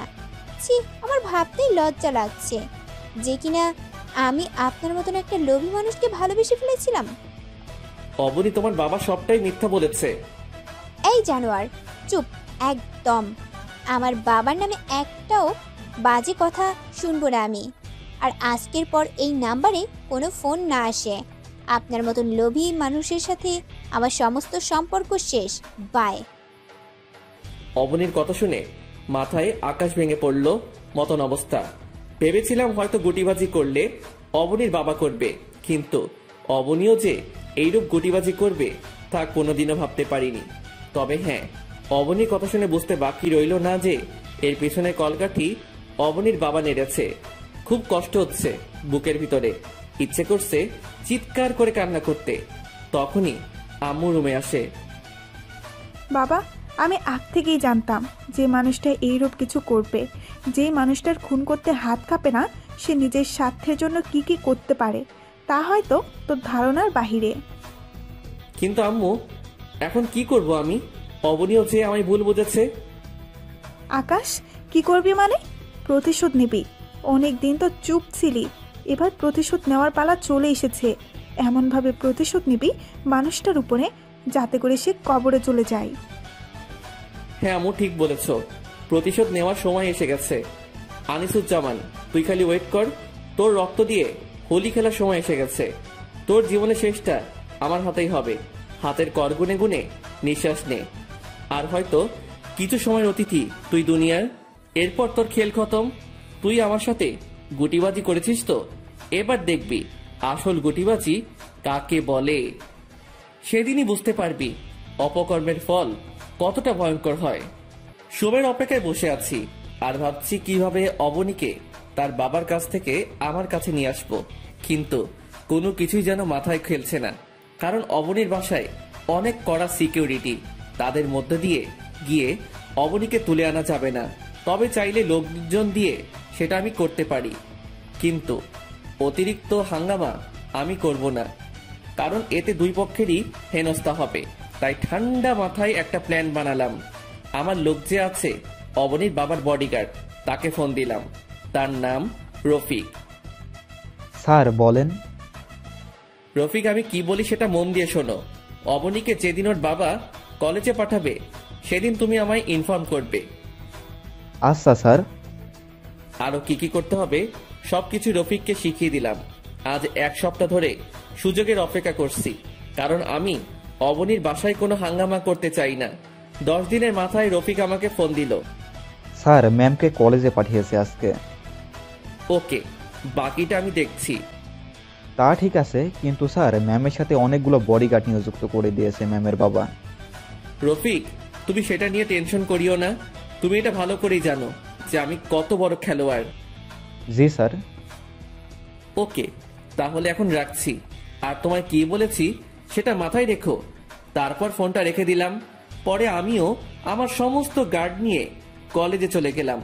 অবনীকে আজ তুলে নিয়ে আসবো। দেখি ওকে আমার থেকে এবার কে আলাদা করে। কলেজে পৌঁছে অবনীকে তুলে আনতে যাব, তখনই তার বাবার চেলাপেলা আমায় আটকায়। আমি আমার গার্ডদেরকে আগেই বলে দিয়েছি যাতে করে সবাই কোমরের মধ্যে মেশিন গুঁজে নিয়ে যায়। আর কলেজে গিয়ে যেন সবাই আড়াল হয়ে অবনীর বাবার লোকদেরকে টার্গেট নিয়ে নেয়। এই বেটা, আমরা থাকতে তুই ম্যাডামের দিকে চোখ তুলে তাকাতেও পারবি না।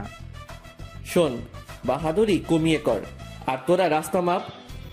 অবনীর সাথে আমার কথা আছে। এই অবনী, তুমি চলো আমার সাথে, তোমায় আমি নিয়ে যেতে এসেছি। এই ছোট লোক, তুই আবার আমার সামনে এসেছিস? তোকে না একবার বলেছি যে তোর সাথে আমার কিছুই নেই। সো সোজা রাস্তা মাপ। অবনী, আমায় জোর করতে বাধ্য করিও না। এই তুই কি বললি? আমরা থাকতে তুই ম্যাডামের উপরে জোর খাটাবি? এটা বলেই গার্ডরা আকাশকে ধাক্কা দিয়ে মাটিতে ফেলে দেয়। মেজাজ তো পুরো বিগড়ে গেল, তাও কিছু বললাম না। শান্তভাবে মাটি থেকে উঠে দাঁড়ালাম। দেখ, বেশি বাড়াবাড়ি করিস না। আমার আর অবনীর মাঝে কেউ আসতে যাবি তো সোজা মরবি। এই তুই আমাদের মারবি? হ্যাঁ, দেখেছিস আমরা কয়টা গার্ড এখানে মজুদ আছি, আর তুই একা। কি মারবি তুই আমাদের? তোরা অনেক কয়টা গার্ড একত্রে দেখে খুব বুলি ফুটেছে মুখে, তাই না? একবার আশেপাশে চোখ পাকিয়ে দেখতো কিছু দেখতে পাস কিনা। অবনীরা গার্ডরা আশেপাশে তাকিয়ে দেখে ওদের সব কয়টা গার্ড নিশানায় দাঁড়িয়ে আছে। কিরে, কিছু দেখতে পেলি? গার্ডরা সবাই চুপসে যায়। কই গেল তোদের মুখের সাউন্ড? এবার দেখা বড় গলা। আগেই বলেছিলাম যে বাড়াবাড়ি করিস না। এখন যদি তোদের গার্ড সব কয়টার মাথার খুলি উড়িয়ে ফেলি, তাহলে কে আসবে তোদেরকে বাঁচাতে? স্যার, আমাদের ভুল হয়ে গেছে, আমাদের মাফ করে দেন। মাপটাপ কোনো কিছু নাই। এক সাইডে গিয়ে দাঁড়া আর আমাকে আমার কাজ করতে দে। গার্ড সব আমার কথায় এক সাইড হয়ে গেল, আর আমি অবনীকে জোর করে কোলে তুলে নিলাম। অবনী কোল থেকে নামার জন্য খুব জোর পিড়াপিড়ি করছে, কিন্তু আমি তাকে 2 হাত দিয়ে খুব শক্ত করে ধরে আছি। সে হাজার চাইলেও আমার কোল থেকে নামতে পারবে না। শোন, আমার বউকে আমি নিয়ে গেলাম। তোর স্যারকে বলিস তিনার যদি হেডাম থাকে তাহলে আমার থেকে আমার বউকে আলাদা করতে। তারপর সেখান থেকে চলে আসলাম। অবনীকে কোলে করে নিয়ে এনে গাড়িতে বসিয়েছি। ড্রাইভারকে বললাম গাড়ি ড্রাইভ করতে। তুই আসলে একটা জানোয়ার। তোর মতন মানুষকে কিভাবে আমি ভালোবেসেছিলাম তা আল্লাহ জানেন। নিজের ভালোবাসাকে নিজের করে পাওয়ার জন্য আমি এর থেকেও নিচে নামতে পারি। এই জানোয়ার, তোর ওই বাজে মুখে ভালোবাসার নাম নিবি না। তোর মনে ভালোবাসা বলতে কিছুই নেই, ভিতরে আছে শুধু লোভ। আমায় নিজের করে কিভাবে আমার বাবার সম্পত্তি হাতাবি, সেই সব কিছুই তোর মাথায় ঘুরঘুর করে। অবনী না জেনে কোনো কথা বলা ঠিক না। এই জানোয়ার, কি জানি না আমি? হ্যাঁ, আমি সবটাই জানি। তুই আমায় জোর করে এই জন্যই বিয়ে করেছিস যাতে আমার বাবার সব সম্পত্তি নিজের করে নিতে পারিস। অবনী ভেবেচিন্তে কথা বলো, আমার ভিতরে কোনো লোভ নেই। আচ্ছা যাও, এক মুহূর্তের জন্য ধরে নিলাম যে আমি তোমার বাবার সম্পত্তির জন্য তোমায় জিম্মি করেছি, কিন্তু তুমি এটা বলতে পারবে যে যতদিন তুমি আমার সাথে ছিলে সেই সময়ে ভালোবাসার কোনো কমতি তুমি আমার মাঝে দেখেছো, বা কখনো আমার আচরণে এটা মনে হয়েছিল যে আমি তোমার সাথে ধোঁকাবাজি করছি? না, তা মনে হয়নি। তবে পরে বাবার কথা শুনে আমি সবটা ভেবে দেখছি যে তুই বাবার সম্পত্তির জন্য আমায় জিম্মি করেছিস, আমায় ভালোবেসেছিস। অবনী, এই চিনলে আমাকে? এই, একদম ন্যাকামি করবি না। তুই একটা জানোয়ার। তুই আমার সাথে ছলনা করেছিস। তুই যদি সত্যি আমার সাথে ছলনা না করতি তাহলে তোর হাত কোনো দিনও আমি ছাড়তাম না, কারণ তোর ছলনাগুলো আমার কাছে দুনিয়ার শ্রেষ্ঠ ভালোবাসা মনে হয়েছিল। তবে সম্পূর্ণটাই মিথ্যা। সব কিছুই এখন আমার চোখের সামনে ক্লিয়ার। অবনী, তোমায় আর আমার কিছু বলার নেই। তবে অতি শীঘ্রই হয়তো সবটা তুমি জানতে পারবে। তখন তুমি হয়তো বুঝবে যে কে ভুল কে সঠিক। তবে মাথায় রেখো, এখন এর বলা কথাগুলো মনের ভিতরে ছুরির মতো আঘাত করেছে। আরে যা যা, আমার আর কিছুই দেখার বাকি নেই। অবনীকে আর কিছুই বললাম না। ওকে নিয়ে সোজা বাসায় এসে পড়লাম। তখনই একটা অপরিচিত নাম্বার থেকে ফোন আসে। হ্যালো বলতেই অপর পাশ থেকে অবনীর বাবা চেঁচিয়ে ওঠে, কুত্তার বাচ্চা, আমার মেয়েকে তুই আবার উঠিয়ে নিয়ে গেছিস। তুই খালি তৈরি থাক, তোর কি হাল করি তুই খালি এবার দেখবি। সেনাবাহিনী নিয়ে আমি তোর বাসায় আসছি, তোর বাপের নাম সহ বলিয়ে দেবো তোকে। ওকে আয়, আমি তৈরি আছি। আর শোন, বাপের নাম আমার না, তোর নিজেরটা ভুলে যাবি। এটা বলতে না বলতেই ফোনটা কেটে দিল। ঘন্টাখানেক পর আমার বাসায় কয়েকটা সেনাবাহিনী গাড়ি আসে, সাথে অবনীর বাবাও। স্যার, এই জানোয়ারটা আমার সম্পদ হাতাড়ানোর জন্য আমার মেয়েকে জোর করে তুলে এনেছে। আকাশ সাহেব, উনি যা বলছেন তা কি ঠিক? পাশেই অবনী ছিল, সে দৌড়ে তার বাবার কাছে চলে যায়। না স্যার, আমি আমার বউকে তুলে এনেছি। এই যে কাগজপত্র, বিয়ের কাগজ সেনাবাহিনীর অফিসারের হাতে দিলাম। স্যার, আপনারা কেউ ওর কথায় বিশ্বাস করবেন না। এই ছেলে আমার মেয়েকে জোর করে তুলে এনে বিয়ে করছে, যাতে করে আমার সমস্ত সম্পত্তি নিজের নামে করতে পারে। আনিসুজ্জামান সাহেব মুখে লাগাম দেন। আমি শুরু হয়ে গেলে না আপনার জীবনে রশি কেটে যাবে। স্যার, দেখছেন কেমন বেয়াদবের মতো আচরণ করছে আপনাদের সামনে। আকাশ সাহেব, আপনি নিজেকে নির্দোষ প্রমাণ করেন, না হয়তো আমরা আপনাকে গ্রেপ্তার করব। ওকে স্যার, করছি, একটু সময় দিন। আনিসুজ্জামান সাহেব, এটা মাথায় রাখা উচিত ছিল আপনার যে গর্ত খুঁড়তে গেলে মাঝে মাঝে কেঁচোর জায়গায় সাপও বেরিয়ে আসে। এই ছেলে, তুই কি বলতে চাস? হ্যাঁ, তুই সাপ? আমি শুধু সাপ না, তোর জীবনের কাল আমি। মনে পড়ে রাহেলার কথা? আকাশের মুখে রাহেলার কথা শুনে অবনীর বাবা থতমত হয়ে যায়। এই কে তুই? আর কোন রাহেলা? কোন রাহেলা তোর মনে পড়ছে না? ওকে, আমি মনে করিয়ে দিচ্ছি। আমি তোর ছোট বোন রাহেলার গর্ভের সন্তান, যাকে তুই লোক সমাজের সামনে দুশ্চরিত্র বলে খেতাব দিয়ে মানুষের হাতে সঁপে দিয়ে মেরে ফেলেছিলি। মনে পড়ছে কিছু? এই ছেলে, কি সব আবল তাবল বলতেছিস তুই? আমি কোনো রাহেলাকে চিনি না। ওকে, আমি আরো মনে করিয়ে দিচ্ছি। স্যার, আমার মা ছিল এই লোভী লোকটা ছোট বোন। আমার বাবা ছিল এক সময়ে এই শহরের নামকরা বিজনেসম্যান, যার নাম ছিল আরিফ, যাকে রাতের বেলা মানুষ দিয়ে খুন করানো হয়। সেনাবাহিনীর অফিসার আকাশের মুখে বিজনেসম্যান আরিফ সাহেবের কথা শুনে অবাক হয়ে যায়।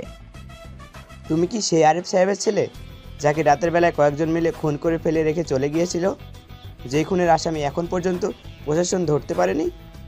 হ্যাঁ, আমি তারই ছেলে। আমার বাবার সম্পদের লোভে পড়ে এই লোক আমার বাবাকে মানুষ দিয়ে খুন করিয়েছে। শুধু তাই নয়, আমার বাবাকে মারার পর যখন আমার মায়ের জন্য আমার বাবার সম্পত্তি নিজের নামে করতে পারছিল না, তখন আমার মাকে লোক সমাজের সামনে নষ্টা মেয়ে বলে ছেড়ে দেয়। আর লোক সমাজ এই লোকের কথায় সেসব বিশ্বাস করে আমার মাকে পাথর নিক্ষেপ করে মারে। আকাশের মুখে এসব কথা শুনে সবাই হাঁ করে তাকিয়ে আছে আকাশের দিকে, বিশেষ করে অবনী। সে তো কোনো আকাশের কথাগুলো নিজের কানকে বিশ্বাস করতে পারছে না। স্যার, এই ছেলে সব মিথ্যা বলছে, সব কিছুই আমার নামে বানিয়ে বানিয়ে বলছে, যাতে করে আমার উপরে সব দোষ চাপিয়ে দিতে পারে। স্যার, কে সত্যি আর কে মিথ্যা সেটা প্রমাণ দিচ্ছি। গার্ডকে ফোন করলাম যে অবনীদের বাসায় আমার কথায় কাজ নিয়েছিল। রফিক ভাই, তোমাকে যার কথা বলেছিলাম তুমি তাকে নিয়ে একটু আমার বাসায় জলদি আসো। 30 মিনিটের মধ্যে রফিক সেই মানুষটাকে নিয়ে আমার বাসায় হাজির। সেই মানুষটাকে দেখে সবাই ভূত দেখার মতন চমকে আছে। অবনী আর তার বাবার তো হুশি উড়ে গেছে। মানুষটা আর কেউ না, অবনীর মা। খালাম্মা, আজ আপনাকে একটা কথা বলি। আপনি যদি সারা জীবন কোনো আসামিকে বাঁচিয়ে তার সাথে সংসার করতে চান, তাহলে কিন্তু সমানভাবে দোষী আপনিও। আর একটা কথা মাথায় রাখবেন, আপনার গর্ভেও সন্তান হয়েছে। আপনি কোনো এক সন্তানের মা, আমিও আপনার ছেলের মতন। আজ যদি আপনার ছেলের উপরে কেউ অত্যাচার করে, তাহলে আপনি কি প্রতিবাদ করবেন না? অন্যায়কে সাপোর্ট করবেন? অবনীর মা থর থর করে কাঁপতে শুরু করে। তিনার মুখ দিয়ে যেন কোনো কথাই বের হচ্ছে না। তিনি একবার আকাশের দিকে তাকাচ্ছেন, আরেকবার তিনার হাজবেন্ডের দিকে। এই যে ম্যাম, আপনার কিছু বলার থাকলে আপনি আমাদের নির্ভয়ে বলুন। অবনীর মা তাও চুপ করে আছেন। আন্টি, আপনার কাছে হাত জোর করছি, আমি আপনার পেটের সন্তান হলেও কি আপনি এভাবে চুপ করে থাকতেন? আন্টি, আপনি আজ যদি মুখটা খুলেন, তাহলে কোনো দিন আমি আর ন্যায় বিচার পাবো না। তবে মাথায় রাখবেন, খোদার দুয়ারে আপনি কোনোদিনই মাফ পাবেন না অন্যায়ের পক্ষ নিয়ে। হ্যাঁ স্যার, আমার অনেক কিছু বলার আছে। আমার স্বামী সম্পদের জন্য আকাশের মা বাবাকে খুন করে, শুধু খুন না, নির্যাতন করে মারে তাদের। আমি এতদিন কাউকে কিছু বলতে পারিনি, কারণ স্বামীর মন খুশি করতে পারলে জান্নাত মিলে। আমি তাই চুপ ছিলাম। কিন্তু আজ আকাশ আমায় সেই খোদার নাম নিয়ে কিছু বলেছে। আজ যদি আমি মুখ না খুলি, তাহলে দুনিয়ার সবচাইতে নিকৃষ্টতর ব্যক্তিরা আমিই হব। আর এই নিকৃষ্টতার জন্য খোদা আমায় কোনোদিন মাফ করবে না। অবনীর মায়ের জবানবন্দি শুনে উপস্থিত যারা ছিল তাদের সবার চোখ যেন কপাল উঠে গেছে। বিশেষ করে অবনী তার বাবার। সেনাবাহিনী অবনীর বাবাকে সাথে সাথে গ্রেপ্তার করে। এতটা সময় অবনী চুপ ছিল। আনিসুজ্জামান সাহেব, আপনাকে গ্রেপ্তার করা হলো। স্যার একটু ওয়েট, মানুষটাকে আমার কিছু বলার আছে। এই যে মিস্টার আনিসুজ্জামান, আজ আপনাকে কিছু কথা বলতে ইচ্ছে করছে। এতদিন আমাদেরকে অসৎ উপার্জনের টাকা পয়সা দিয়ে লালন পালন করার জন্য খোদা আপনার বিচার করুক।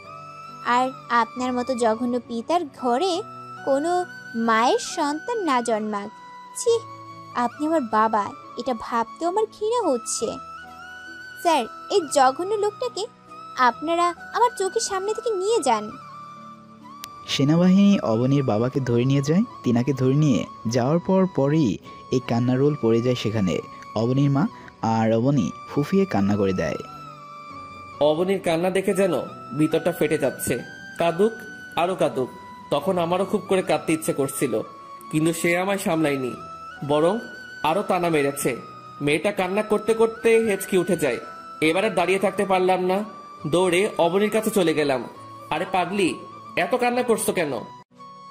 আকাশ প্লিজ, আমায় ক্ষমা করে দাও। আরে ক্ষমার কি আছে এখানে? যে দোষ করেছে সে শাস্তি পেয়েছে। হ্যাঁ, দোষ তো আমিও করেছি। তোমার ওপর কত নানা রকমের আরোপ লাগিয়েছি। আরে তুমি তো না জেনে লাগিয়েছো। যাই হোক আকাশ, আমি আর কোনোদিন তোমার সামনে দাঁড়াতে পারবো না। অবনী, আমি কিছুই মনে করিনি। হয়তো একটু কষ্ট লেগেছে মনে, কিন্তু এখন সব ওকে। আকাশ, আমি আর এই মুখ তোমাকে দেখাতে পারবো না। একই তো তোমার বাবা মায়ের খুঁড়ির মেয়ে, দ্বিতীয়ত নানান অপবাদ দিয়েছি আমি। অবনী, পাগলামো করো না। আকাশ, আমি তোমার জীবন থেকে সরে যাব, চিরতরে সরে যাব। তোমায় ভালোবেসেছি, তারপর তোমার ঘৃণা করেছি কোনো কারণ ছাড়াই। সব কিছুই চোখের সামনে ক্লিয়ার হয়ে গেছে।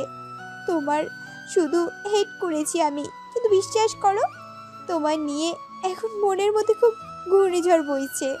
তবে এইটাই আমার শাস্তি। আমি তোমায় যে কষ্ট দিয়েছি, সেই কষ্ট এখন আমি নিজেকে দিব। অবনী, কি বলছো আবল তাবল? আকাশ, আমায় ক্ষমা করে দাও। আমি চলে যাচ্ছি তোমার থেকে অনেক দূরে। এই কলঙ্কিত মুখ আমি আর কোনোদিন তোমায় দেখাবো না। এটা বলেই অবনী হাঁটা দিয়ে ঘর থেকে বের হতে যেতে ধরে। কয়েক কদম যেতেই সে মাথা ঘুরে ফ্লোরের উপরে পড়ে যায়। এরপর তার আর কিছু মনে নেই। অবনী ফ্লোরের উপরে পড়েনি, তার আগেই আকাশ তাকে ধরে ফেলেছে। আম্মু, তোমরা আন্টিকে সামলাও, আমি অবনীকে নিয়ে হসপিটালে যাচ্ছি। অবনীকে হসপিটাল নিয়ে আসলাম। ডক্টর অবনীর কন্ডিশন দেখে মুচকি মুচকি হাসছে। ডক্টর, অবনীর কি হয়েছে? আপনি বাবা হতে চলেছেন, আর চিন্তার কোনো কারণ নেই। অতিরিক্ত প্রেশার পড়েছে দেমাগে, তাই বেহুশ হয়ে গেছে। কিছু সময়ের মধ্যে তার জ্ঞান ফিরে আসবে। তারপর ডক্টর চলে যায়। একটু পর অবনী জ্ঞান ফিরে আসে। সে চোখ খুলে দেখতে পায় আকাশ তার সামনে বসে আছে। এই যে, আপনি আমাকে কোথায় নিয়ে এসেছেন? আমাকে ছেড়ে দিন, আমি নিজেকে শান্তি দেব। আপনার থেকে নিজেকে দূরে সরিয়ে। একটা থাপ্পড় দিয়ে গালে সব কয়টা দাঁত ফালাই দিব তোর। চুপ একদম, আর একটা বাজে কথা বলবি না। অবনী ভয়ে চুপ হয়ে যায়। আমি তো আপনাকে কষ্ট দিয়েছি, তারপরেও আপনি আমাকে নিজের কাছে কেন আঁকলে রাখতে চাইছেন? কারণ তুমি আর এখন একা নও, তোমার পেটে আমাদের বাবু রয়েছে। আর তাছাড়া ভালোবাসার মানুষের ভুল ত্রুটি ক্ষমা করা, এটাও এক ধরনের ভালোবাসা। সত্যি আপনার মতন মানুষ হয় না। হ্যাঁ, আমার মতন মানুষ হয় না। এখন যদি আর একবার আপনি বলো, তাহলে থাপড়ে দাঁত সব কেটে ফেলে দিব। কই, বাসায় তো আমায় কত সুন্দর তুমি করে বলেছিলে, তো এখন কেন আপনি? তখন কি বলেছি তা নিজেও জানি না। আচ্ছা, জানা লাগবে না। এখন খালি এটা জেনে নাও যে আপনি বললে তোমার খবর করে দিব। এখন থেকে তুমি বলবে। আচ্ছা। এখন মহারানীকে একটু জড়িয়ে ধরি। হ্যাঁ ধরো, বারণ করেছি কে? সাথে সাথে অবনীকে জড়িয়ে ধরলাম। অবনী তো সেই খুশি। মহারানীকে খুশি করার জন্য কয়েকটা পাপ্পি ঝাপ্পিও মেরে দিলাম। সে তো পুরো একদম লজ্জায় লাল হয়ে গেছে। এই পাঠক ভাইরা, সমস্যা কি? হ্যাঁ, বউ লজ্জা পাইতেছে আর আপনারা কান পেতে আরো কিছু শোনার জন্য বসে আছেন। ভাগেন মিয়া সব কয়টা। লজ্জা শরম ইমানের অঙ্গ মিয়া। ভুল ত্রুটিগুলো ক্ষমার নজরে দেখবেন। সবাই ভালো থাকুন, সুস্থ থাকুন। খোদা হাফেজ।